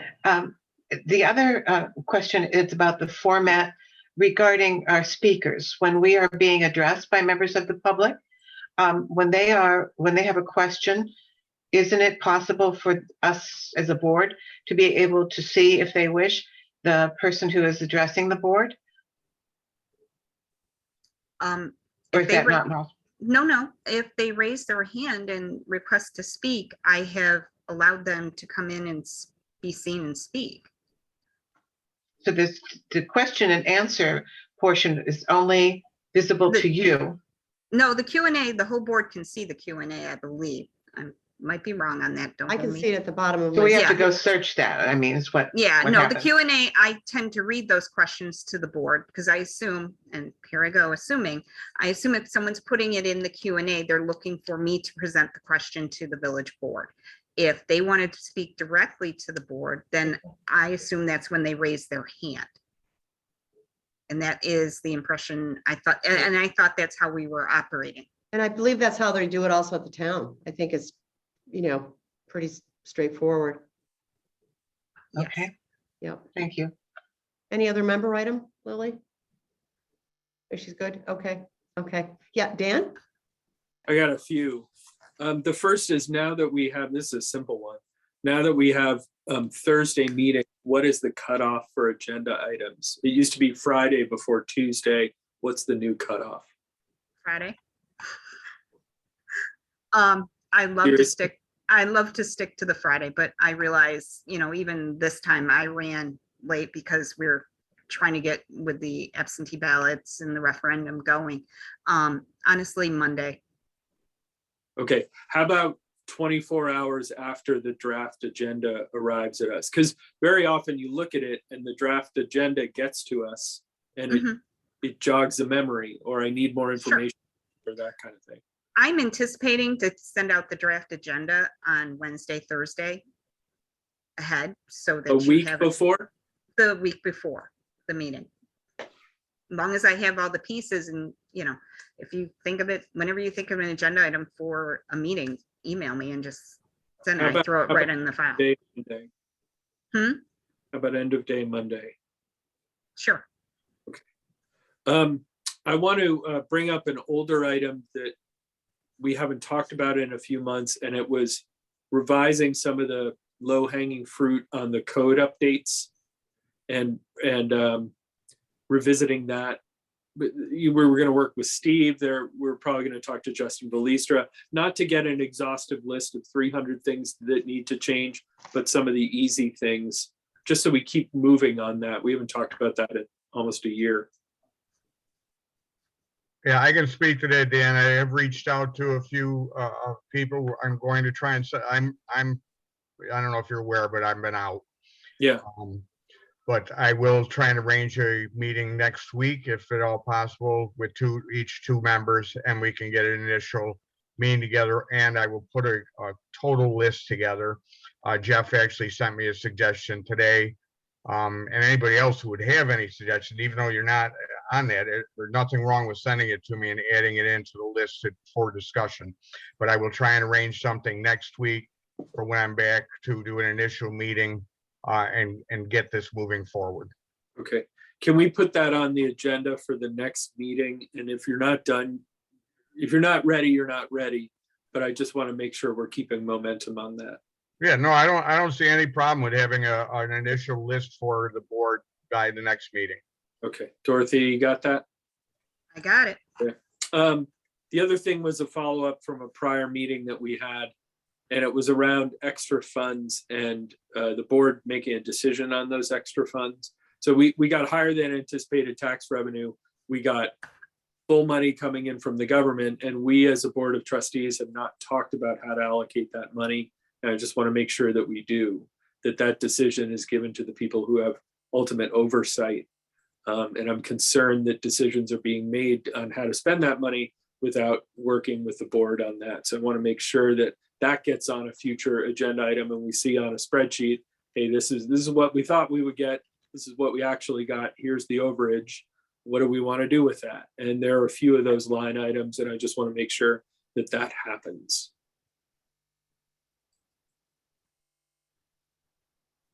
Okay.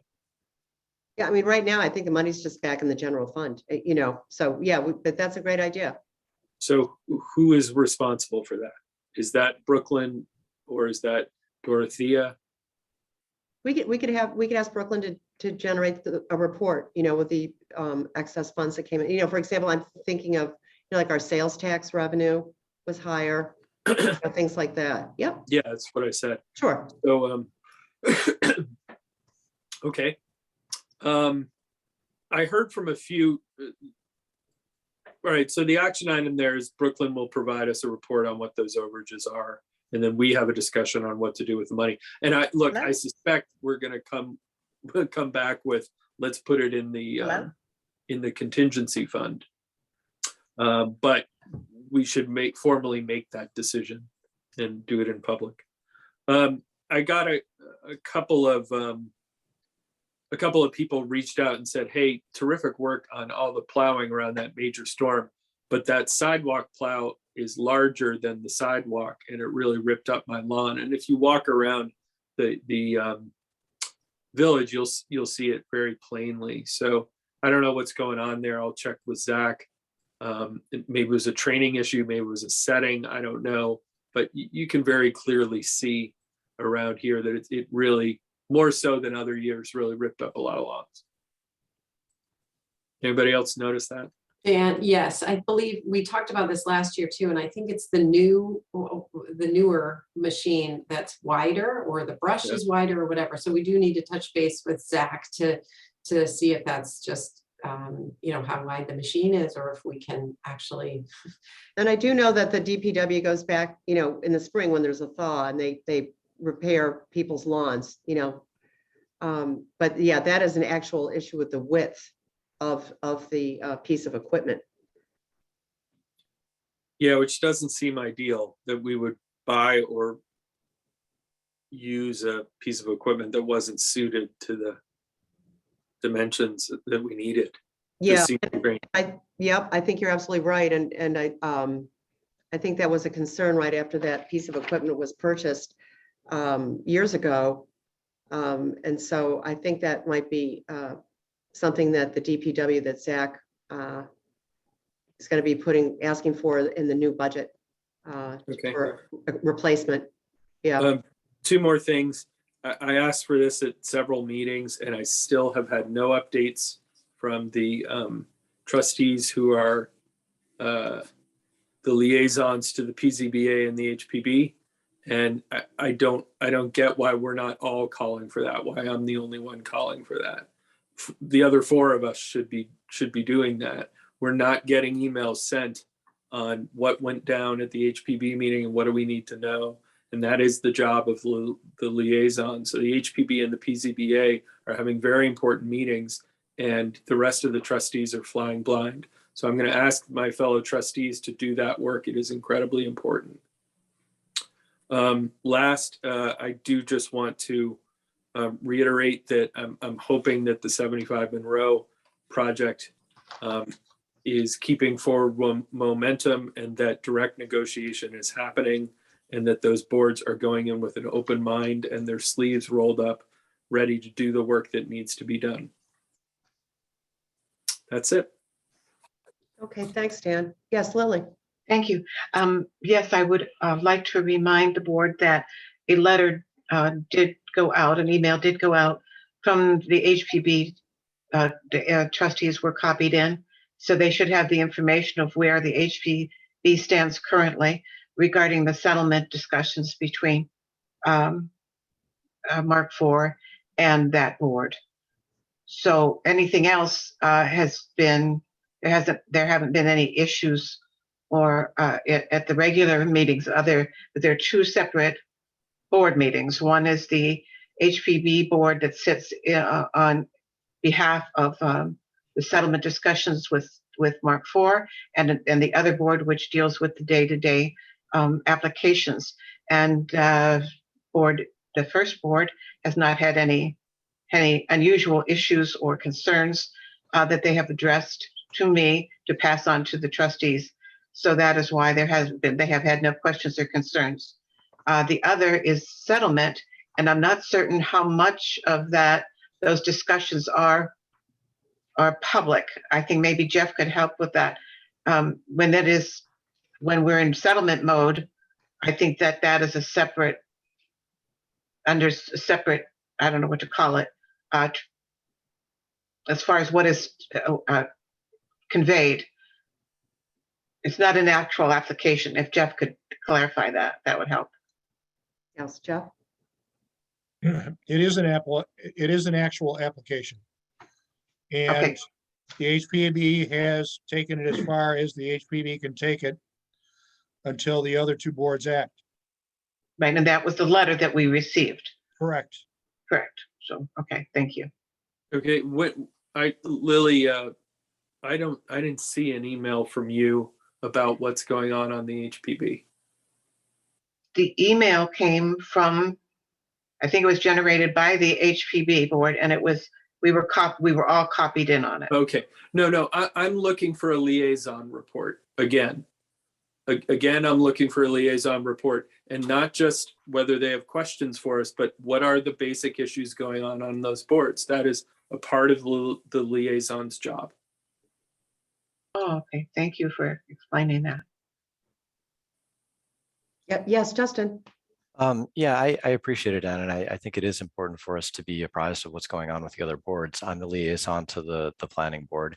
I guess I'm not entirely clear, and maybe this is something that we can talk about together about the role of the liaison, because it sounds like if you're looking for updates about what happened on that board, it sounds like essentially the minutes. Certainly I would bring back anything that happens on the board where they need coordination or have suggestions for the village board. And I believe that I've done that in the past in the rare occasions when that's occurred. But I have been attending the meetings. I believe that I missed one so far, but I've attended all the rest. And there just have not been a lot of things that required that kind of coordination. So I'd welcome that discussion about how you think that role potentially could change if you're looking for something else. Yeah, I mean, very clearly, I'm looking for something else. And I think we all should be looking for something else. When I was the liaison to the planning board, I sent updates. This is what's going on. This is what you guys need to know. It doesn't necessarily mean we need to take action, but we, the other 4 trustees, are flying completely blind on the planning and zoning board and the HPB. So made the point a few times. You'll do it or you won't. I'm hoping you do. Okay. Any other, that's it, Dan? Okay, thanks. Any other member items? Justin, did you have anything? Renee? Just one, and that's the upcoming, resurfacing of all of our arterial roads, and that's going to be coming up. So I know that we're going to be meeting with DOT soon. I just want to make sure that's on the radar screen to meet with them and get an update and keep the ball rolling on some of our bigger asks. Yep. And just to add on to that, just as another member item, we are trying to set up a meeting with NISTOD. I mean, we knew that, you were under the weather a little bit, and I guess NISTOD had some people out too. So we're going to try to circle back, hopefully within the next week or two. I think, I agree. I think it's really important that we sort of keep regrouping with NISTOD with more frequency, especially as we get closer to spring and, all these projects kick into place. We're also looking at a median, as I've mentioned before in a couple other meetings, a median on the town side coming into State Street. It would be not a pedestrian refuge. It would be just a narrow median that would be a visual cue to slow down traffic entering into the village. And it would be a drive over median. So emergency vehicles would be, it would be accessible that way. So there'd be no signage on the median. SRF, I guess, did not design anything. I think it was more conceptually spoken about.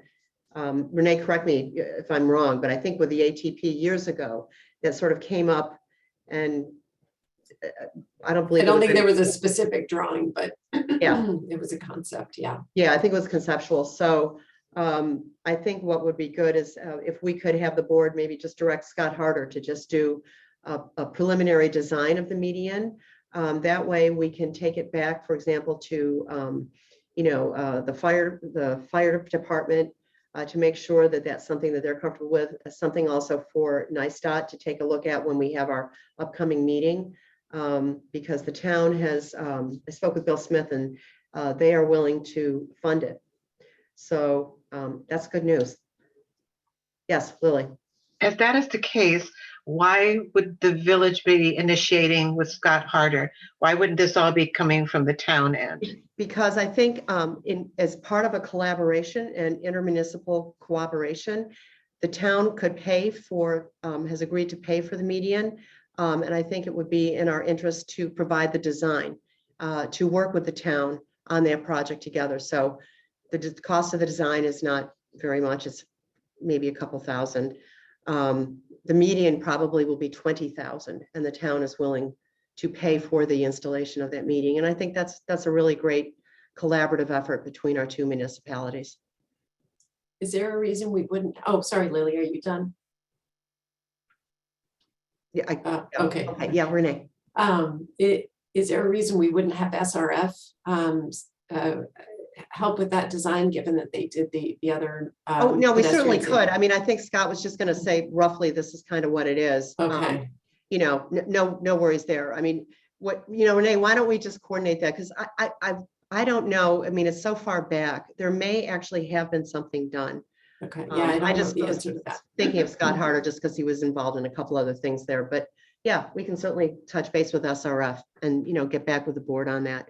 But I mean, I'd like to get that going because, as we know, spring's going to be around the corner, and we really do want to line this up with NISTOT because we have an opportunity, I think, to have that sort of added in with the rest of what they're doing on State Street, because they're going to be doing curbing there. They're doing, and they're going to be doing the other crosswalk. Now's the chance to get that in. Yeah, I think so. I think this really is an opportunity for us. So, and that's all I had. Okay. We're good with member items. Yes, Dorothea. Oh, mute there. I have questions from the public. Okay. Okay, Art Pierce, he says, please explain what is meant by one board member statement regarding direct negotiation with 75 Monroe developer. The same statement was made by the same trustee at the last trustee meeting. Sure, the same statement has been made for years. At every single meeting for years. You can go look at all the meeting notes over the past few years. I've already said it. I'll say the same thing again if you'd like. I'm in favor of direct negotiation, of sitting down and talking as much as possible. It's not complicated. There were years that didn't happen. I'm encouraging, it is happening more these days, and I'm encouraging it to happen as much as possible to solve this problem and stop hurting our tax situation. Okay. Peggy Caraberis, will there be a public meeting, virtual and in person, to update residents on the DOT plans? Yeah, well, I know that the DOT already held a public meeting. Renee, when was that? Was that October? I think so. It was definitely in the fall. Yeah, they had two open houses. Yeah. Yeah, Go ahead, please. I believe they had two open houses. I know it was about the bridge, and I believe it was tied in with the other all the other resurfacing. But I mean, hopefully they will be doing another session as they did before the other bridge project, but we can check with them whenever we meet with them. Yeah, I mean, that's going to be on the agenda also. Again, as we say, really reconnecting with them and making sure we're all on the same page going forward, and we can request another public session. And I actually think they were planning another one, as I recall. I don't remember. As they got closer to the project, I believe so. Yeah. Yes, Dorothea. Okay, Mr. Corby says, we hired a traffic calming expert, Dan Budin, who first suggested the concept of a median at the Eastern Gateway in 2004. Great, thank you. Great. And real quick, I want to thank Lily for bringing this to our attention. Surprisingly, there is a view change I can make from my screen that does do for the attendee view. And I did change that to gallery. I wasn't aware of that setting and I apologize. I'm still learning. So hopefully that did improve some view for people as Oh, well. okay. People don't individually have to do it. You can set it up. Yeah, I think I can do it too. I have an option for myself and I also have an option for the attendees. I think that's because we're in a webinar and you That are might be. yeah, and so you are dictating what everyone sees. Dictate, I am not the dictator. Well, Let's you know not what, go I'm not, you are Joking, just, joking. whatever. Joking. You are providing the settings for what everyone That's sees. right. Yeah, Right. Okay. thanks, Lily. Okay, do we have, is Donegan arrived yet? I do not see him. Do we want to take a 5-minute stretch break? Yeah, why don't we And- just do a quick Because he stretch? should be arriving anytime. Okay, so I make a motion to adjourn for 5 minutes. Second, Okay. Roll call. Trustee Lampier, aye. trustee Keating, Aye. trustee Lightgib. Aye. Trustee Stetser, Aye. Mayor Plummer. Okay, so we'll be back at 8:35. Okay. Yep. Thanks, Thank everybody. you. Okay, see you shortly.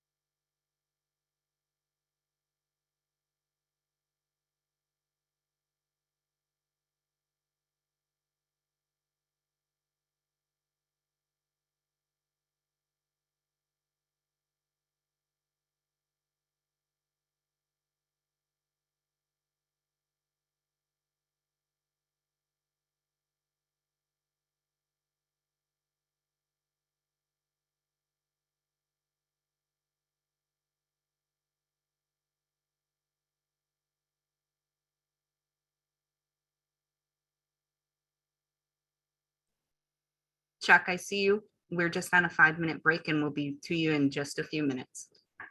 So when you're ready, please raise your hand. It's gonna be an executive session.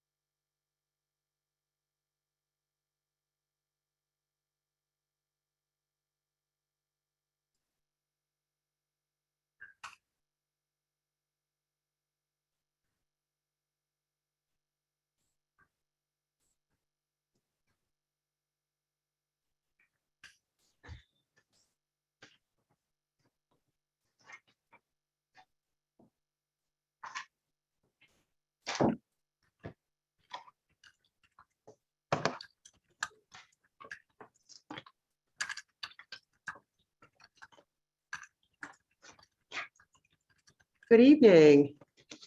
Good Hello. evening. Welcome. Let's see, Thank we'll you. wait For a, Yes, I promoted Chuck up so he can speak and we'll wonderful. Go. Okay, well, Buddy back. we have a quorum, a motion to call the meeting back to order, please. I'll make a motion to call the meeting back to order. I will second Lanfear. Okay, roll call, please. Okay, trustee Lightgib, Aye. trustee Keating, Aye. trustee Stetser, Aye. trustee Lampier, Aye. Mayor Plummer, Aye. motion passes. Okay, we're back in business. So, And I'd like to introduce Charles Bastian. He's with our financial advisors, Bernie Donegan. They've represented the village for several years now, and he's the guy to explain bans and everything that the village needs. And I'm gonna open it up to you. Okay, would you like me to go through the report, or do you want to have start off with any other questions you may have to start with? well, I think, just even sort of the framework about why we are looking at doing this. The fact that we are looking at a number of projects for our village, and we have grants. So the grants are not necessarily direct grants.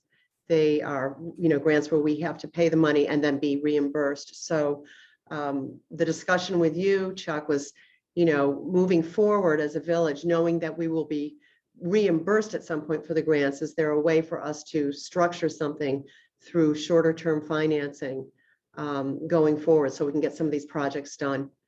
So I guess that's sort of the framework for, why we have you folks here. Okay, perfect. Yeah, thank you. So you're right. Briefly, we had met a few weeks back, and you had talked about a couple different projects that the village was thinking about maybe coming toward you in the coming months, and how do you start to tackle any capital project as a municipality in New York State. So it sounded like each of the projects you were looking at, whether it was road work or some work at the village hall, would be essentially a general fund cost.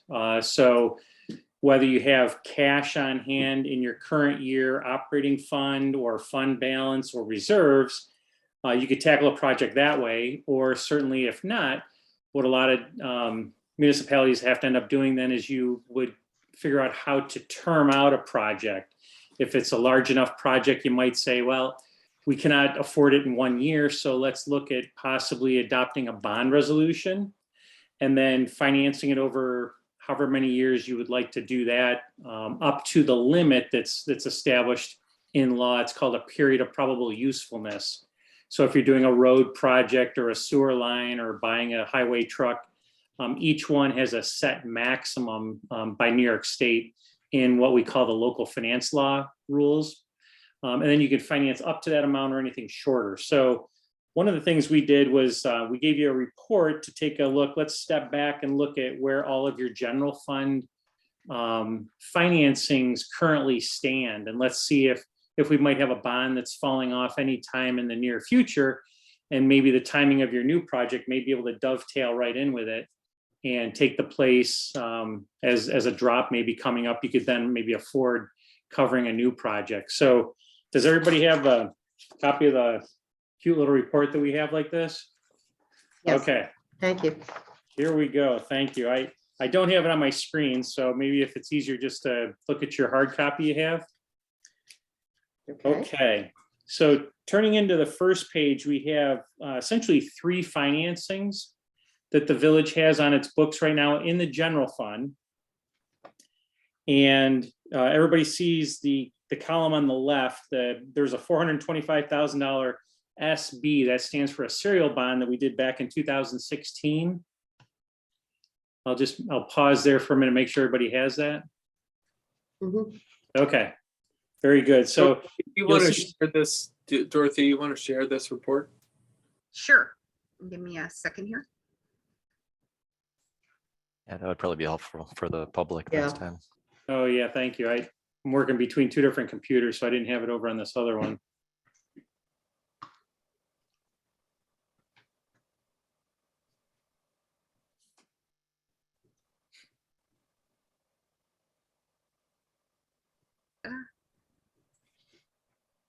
We're all getting pretty good at this Zoom thing, right? Where we all share screens and log in remotely. I know. I don't think Say we'll that ever and do- knock on wood at the same time. Yeah, I know. There we go. Okay. Perfect. Okay, there we go. So thank you very much. So yeah, on the left, the first of our three financings that we have on our books, $425,000 serial bond we did back in 2016 for a few different projects you had at the time. We consolidated into one bond.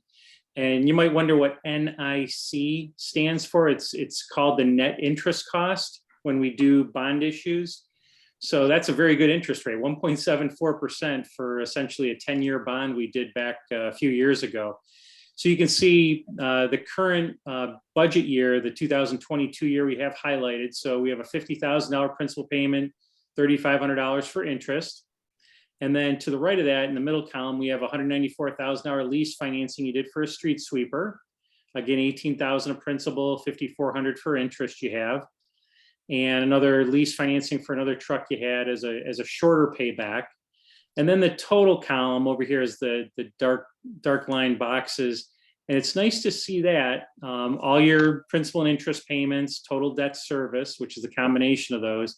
And then you have a change every year. So it's always nice to take a look when you look at all your general fund debt, do we have a drop off coming up? So it looks like in the 2026 year, you have about a $62,000 drop off because we'll have our last two payments on the first bond and your third financing there for the truck. So $62,000 drop in 2026 year, your 25-26 fiscal year. Any questions on that page? Nope. Okay, very good. So page 2 here, the bar chart, just again, gives you a little bit what the bar chart is. It shows what the numbers were. And then you have that drop off coming up in 2026 year. And you're currently, again, we all have our levy cap calculations. So we're trying to, ideally, if we can stay as smooth to that blue line as possible, that's ideal. Okay, the next page. Just as an aside for you, sometimes you may know this number, you may not know this number, but villages in the state of New York, we all have a constitutional debt limit. Towns do, villages do, school districts do. So I just wanted to make sure we calculate that for the village. And it's 7% of your 5-year average full value. So full value of the 5-year average of the full value of the village is $184 million. And 7% of that is just under $13 million. So that's your constitutional debt limit. So we put against that the outstanding bonds. The leases do not count in there, but we have outstanding $200,000 of the bond issue. And then we can exclude out of that the payments that we're making this year. So really on a net basis, it's $150,000 of your debt limit that you are currently using. Which is really only about 1% down there at the bottom. So that's a very, very low number. That's a very good number. In terms of the bond market, if anybody's looking to loan you dollars, you're not leveraged very much at all. So you're a very good credit risk, obviously, having that little debt on your books. Any questions on that page? I thought we would put that in. It's a simple calculation, but it's kind of a nice calculation just to know in the back of your mind. Okay, one of the projects that we talked about specifically was potentially a South Street project, which would include maybe sidewalks also. So I wanted to graph out here for you what we call our graphical financial plan timeline. And it just kind of helps lay out for you visually or chronologically on a timeline how we do a financing for a project. So I'll explain some of the boxes here that you see over these, the 3 or 4 year window that we have shown. Over on the left, the purple boxes are really how you authorize the project. And again, in New York State, as a village, if you want to go forward on a project like this, we would adopt a bond resolution. Again, you would not do the bond resolution until you had completed the state environmental quality review steps, the seeker steps. You always have to do that first. You could do it the same night in the board meeting on the agenda if you'd like, but it would have to be seeker first. And then when that's completed, then you can move forward with a bond resolution. So we start our purple box there with the bond resolution that you would adopt. And depending on the payback length, a permissive referendum may or may not be required. So if it's not required, then we would move on to the publishing the notice of estoppel. And then when we have that squared away, then we can really start the project. So we would ask, what is the orange construction timeframe that you and your engineer are thinking about running the project? Is it this summer, this fall, this winter? Does it go into next spring? We like to try to capture a couple more key dates in the orange box in the top right. When might the engineer be going to bid for you? And when would you be awarding bids and then starting construction? Because obviously we want to make sure we have dollars borrowed and ready for you to start paying the bigger construction bills when they come in. So given an orange timing, the box there that we have laid out, we thought, geez, maybe you would need a borrowing in September, and maybe that's earlier, maybe it's later, but at least on paper, we can start with a target date of September. And if it's a $350,000 project, but if you're able to get a $100,000 grant, we put an oval there just in case you're able to come across the grant, then the bond would be really $250,000. And we would start the bond there, and whatever the bond structure is, whether it's 5 years or 10 years or 3 years or 8, there's how we would set up the maturity schedule. But at least graphically, it shows you where the bond would start, and then an interest payment would be in the year with May of 23, that current fiscal year coming up. And then you'd have interest and principal payment again, November, and then May of 24, and so forth, moving out. But just to give you a little structure of how the payments would go. Any questions? Let me pause there. I know I'm going through a number of things, but let me pause there and see if anybody has any questions with how we start to rough out a project as you start to develop and define a project. It makes a lot of sense. Thank you. It's very clear. Okay. Thank you. Yeah. So whatever your dates are that you come up with, we'll match up the financial timing, the borrowings, and whether we start off on a note and then transition to a bond, or if we're ready to go and we can go straight to a bond and lock in the pretty good interest rates we still do have today. We could do that. And then obviously Dorothea needs from us, hey, what do we think the principal and interest payments will be for the year? And then when we have the sale, then we'll have exact numbers, and it's a fixed bond, so it's not going to change, kind of like the bond we did back in 2016. Okay, if you'd like, we'll go to the next page.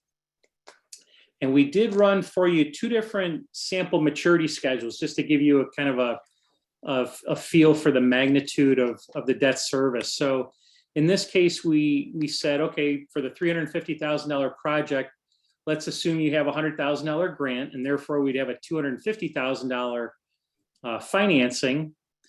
And what we would do, again, if that's a September closing, our first principal and interest payment could be May of 23. So our principal payment could be $50,000 and an interest payment of $6,000 over on the right, for a total of about $56,000. And then in the next fiscal year, 24 fiscal year, we'll have a principal payment $45,000, interest of $8,000, because now that's a full calendar year worth of, or fiscal year for you, of interest. So again, around $53,000. The third year would be $56,000, and so forth, for a 5-year payback. And we're assuming a 4% interest rate on the bond right now. Again, if we sold the bond today, we'd probably be down 2%, maybe lower, maybe a little over. But again, we want to leave a cushion there because we know we're in a little bit of a volatile bond market now, and your project's not fully defined. But at least this gives you a magnitude of using this as a 5-year payback, averaging down in the bottom right about $55,000 a year. Any questions on that maturity schedule? Nope. Okay. We also ran another maturity schedule for you, assuming that the grant was not there. What does that do for numbers if we end up needing to finance the full $350,000? So again, on the right or the bottom right corner, the average is about $77,000 a year, rather than that $55,000 a year. So this gives you a good flavor in terms of, can we afford that? How does that fit in? And I know when we looked at the graph early on, we don't have that drop off until the 26 year. So there are 3 years here, the 23, the 24, and the 25 year, where you kind of have an overlap. This would be new debt kind of on top of where the other payments are still existing. But then in that 26 year, one of those old, or two of those old financings go away. And then you'd really just have this one left with one of those truck financings. So it's a little easier to absorb because it's taking a place with one of the projects that fell off. But we're going to have about a 3-year overlap if the project starts this early. Any questions on this particular project, the South Street, Wood Streets sidewalks and drainage project you have? Okay. Oh, Lily has one. Yeah. Lily, you unmute. Here, yeah. Thank you. My question is, at what time, or what part of the process would we be able to lock in a lower interest rate? Would we be able to have that ability? Yeah, so go ahead and go back, Dorothea, please, if you could, to that blue chart. Right there. Perfect. Okay, so what we did in this case, we just sketched in a September 2022 closing on the bond. And whether it's a $250,000 bond or 300 or 350, whatever it is, we could set up that for you. And we, the village, we get to pick what our closing date is. Again, as long as we have the bond resolution and the publications done in the purple boxes to the left, then whenever you're ready for your financing, we'll line it up that way for that date.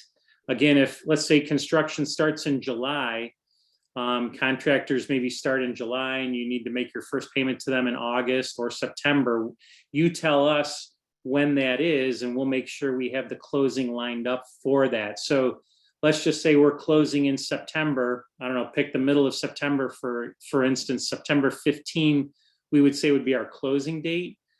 Typically before that date, about 3 weeks earlier is when we have the sale. So that's the date that we would physically lock in the interest rate.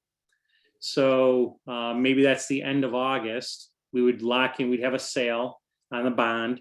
3 weeks later, we'd have the closing and the cash gets wired directly into your bank account that closing day. It's a Fed funds wire.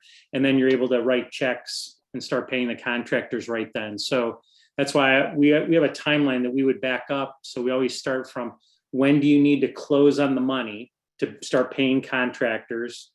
About 3 weeks before that is when we would have the sale. And about 2 weeks before that is when we would mail out the notice of sale, the offering document to the bond market. And that gives everybody 2 weeks to get ready to know that your sale is coming up on, I don't know, August 25th or whatever our sale date is. And they're all ready for it so that, Canandaigua National can put in a bid, Greene County Bank can put in a bid, Sage Ruddy can put it in a bid, Merrill Lynch, whoever wants to bid on your bond offering document, they all know the sale date and the terms and conditions of that particular sale. So it's about 3 weeks before our closing is when we lock in the interest rate.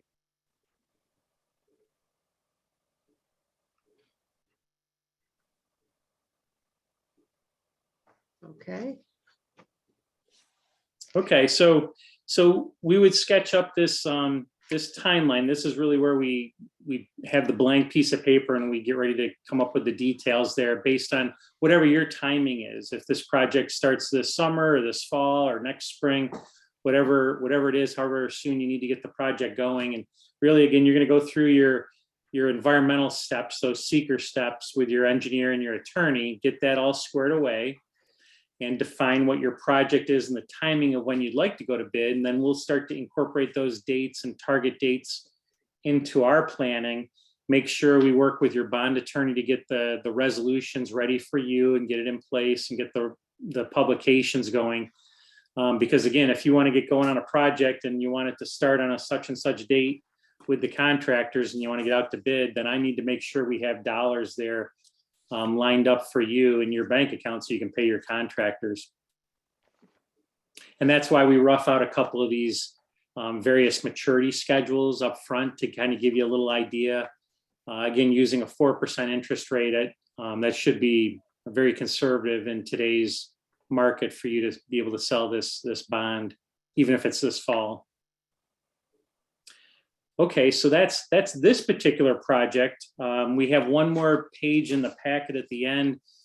We ran another kind of timeline. I did not do maturity schedules for you yet on this one, but we ran just again a timeline to kind of start to capture some of these items and dates and targets for a Excuse me, possible Chuck. other project that you may be looking at the Village Hall. Excuse So me, again, Chuck. same.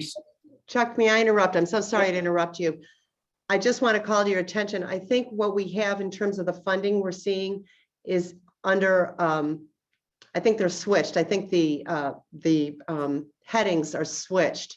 Okay, You know, the $100,000 Senator's Grant and, you know, DASNY and CHIPS should have been under the first, you're right.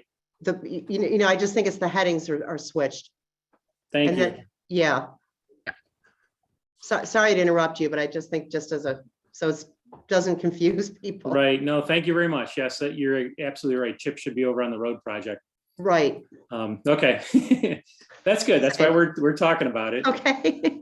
So that's great to know. So you're right. Again, whenever you're ready for this project, whatever the scope or definition of it becomes, you can adopt the bond, go through your environmental steps, the seeker steps, and then we can transition to the purple boxes there for the bond resolution. We'll find out from you and your engineer what target dates to help fill in the orange box.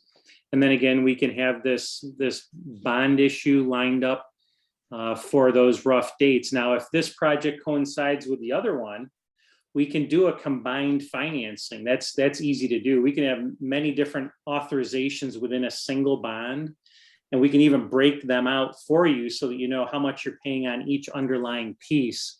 We have to do that certainly if it's different funds, but this is all general funds. So, but we can break it out so you know what each project, what the payback structure is on each one. But we can combine them if the timing works. If the timing does not work, then that's fine too. We'll just issue them independently, and you'll have two separate bonds. But we can line up with those payment dates, making sure those are all the same. May and November.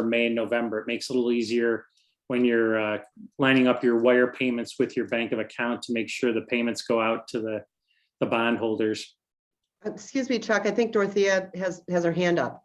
Yep. Chuck, can you review for the board, the grant, in this case scenario for the rear engines, we have the grant for 100,000, which should almost totally pay for that construction. And looking at the geothermal, we pretty much between grants and possibility of other funding, will have that available. So if we get the financing with the short-term ban, how that would look, you know, while we're waiting for the money from the dormitory, you know, the carrying of 1 to 2 years and how that would actually play out, if you could explain that. Okay, perfect. So you're right. Sometimes depending on what grants you have coming in, it might be enough grants to fully pay for a project. But maybe the grant money does not come in till the end. So if that's a situation, but you know the grant money is coming, you, again, as a board, would still adopt a bond resolution because the money's not in your hand physically yet. So we have to almost, plan for the worst situation. So we would adopt a bond resolution, which allows us to borrow a note, which is a BAN, a bond anticipation note, or a bond. But in that case, you're right. If you've been told that grants are coming, generally what municipalities do then is you start off on a short-term financing that's not permanent. It's a temporary financing. So it would be a note, the bond anticipation note, and they're typically 1 year in length. It could be shorter, but it's typically 1 year in length. So maybe we borrow that from September of 22 to September of 23, and maybe you've gotten half of the grant money by that point in time. So if that's the case, we can pay down the note with the half of the grant money you've received, and then just renew the remaining half another year. And then maybe by the end of that second year, you've gotten the rest of the money and you can pay it down, or maybe not.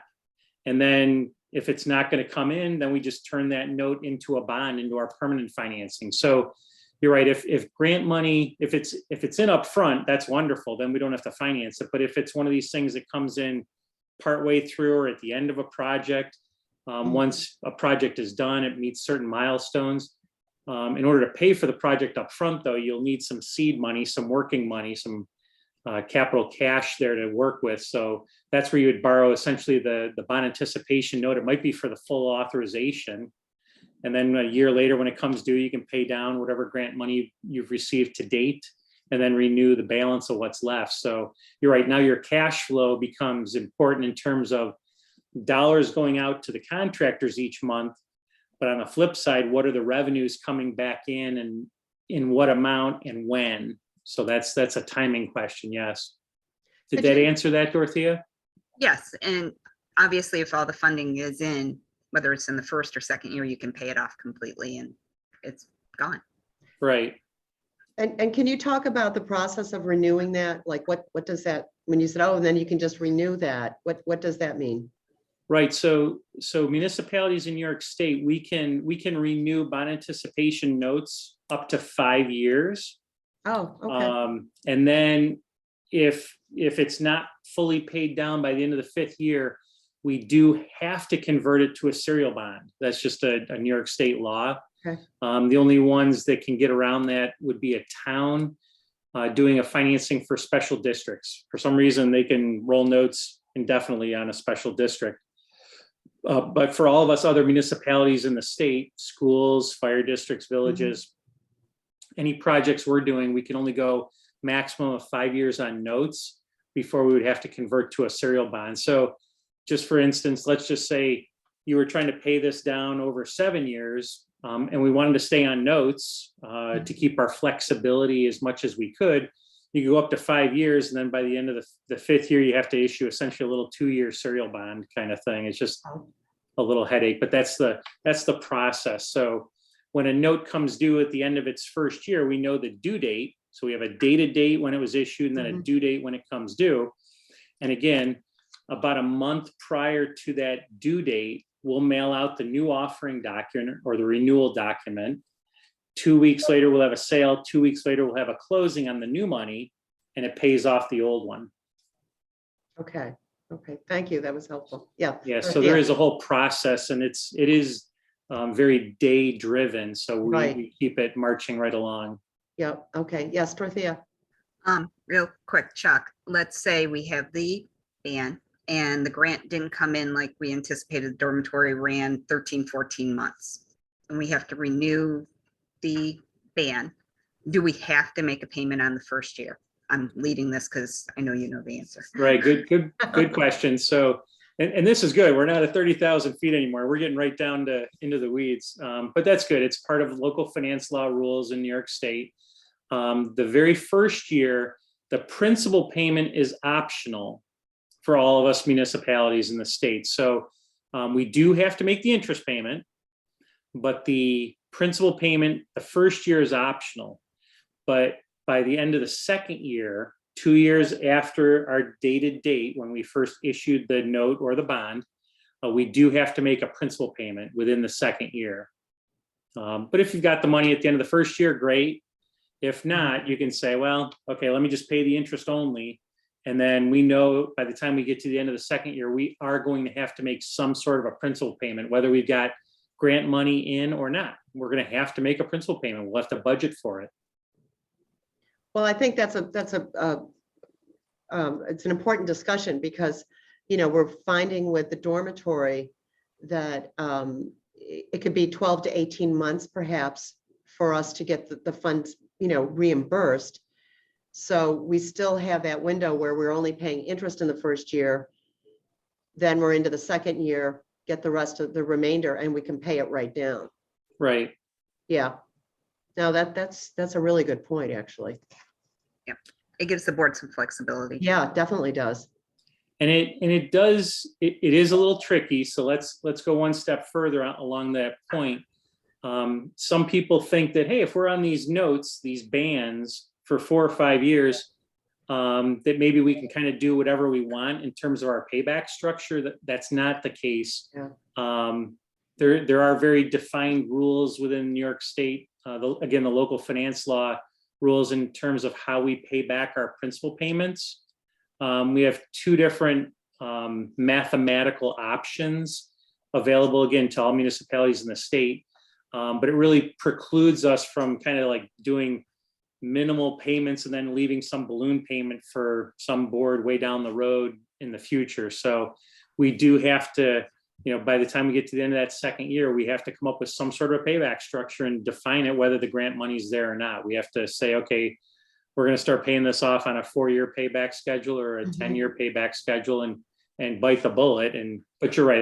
That's one of the reasons why when the grants are coming, we all have to pound the pavement as hard as we can to make the people that are giving us the grants, keep their process moving too and not sit on it.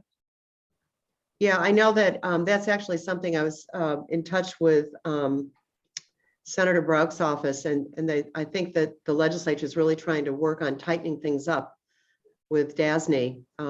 So the window for reimbursement is going to be shortened. That would be wonderful, right? I know, we're hoping, right? Right. Okay. Any other questions from the board or thoughts here? Should we keep going? I think that's the last page I had for essentially these two projects. So we try to set up these timelines for whatever projects you have like that, so that we kind of keep an eye on the details. You can see the details, and then if they can come together in terms of a single financing, great. If not, then they can stay independent and keep going from there. But this helps us at least lay the framework. And then as you start to define your timing and your scope and the dates and everything, then we can start to kind of rough out a financial plan for you here with these color charts. Okay, am I good to stop sharing the screen with the board? Yeah, I think we're through the screen share. Yep. Okay, so where are we here for an action? I think the action is to renew our contract with Chuck, so they can assist us going forward. They currently work with the bond with us, the bond we have, and looking down the road, as we go through the boards to get, our back entrance, that's the one that's moving forward the quickest. Yeah. We would need to look at arranging that financing. If the board is good with this option of the short-term debt to cover that, so when we get reimbursed from the band, we can, and with the other project, the geotherm, we can tie that in when we decide, pay it all off and use this as a tool to be able to get the project completed. Yeah, I think it's great. I think it's a good way to go if we want to get some projects done and things done for our village. And we do have, and you have it in your packets, there's a resolution. It's a letter of authorization. I don't know if the trustees have had a chance to take a look at that. Yep. I would entertain a motion for the resolution authorizing the letter for Donegan's Advisory Services. So moved. Is there a second? Oh, you're muted, Renee. Yeah, I'll second. Thank you. I could read your lips though. Getting Okay. good at that. Trustee Stetser, Is there any discussion? Okay. I didn't see the resolution in my packet. I didn't, I haven't seen it either. I can share it. Yeah, Yeah, that'd she be can good. share. It Just- it was at the end actually of the presentation. I think it was the last.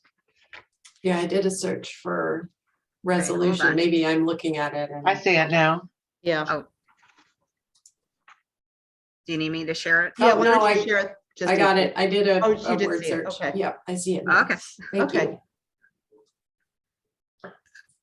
The way that the letter of services is lined out is we have a section in there if you want to do a bond anticipation note, or if you want to do a serial bond. And there's a threshold for either one of those. If we end up doing a financing over $1 million, there's more regulatory work we have to do. It's called an official statement.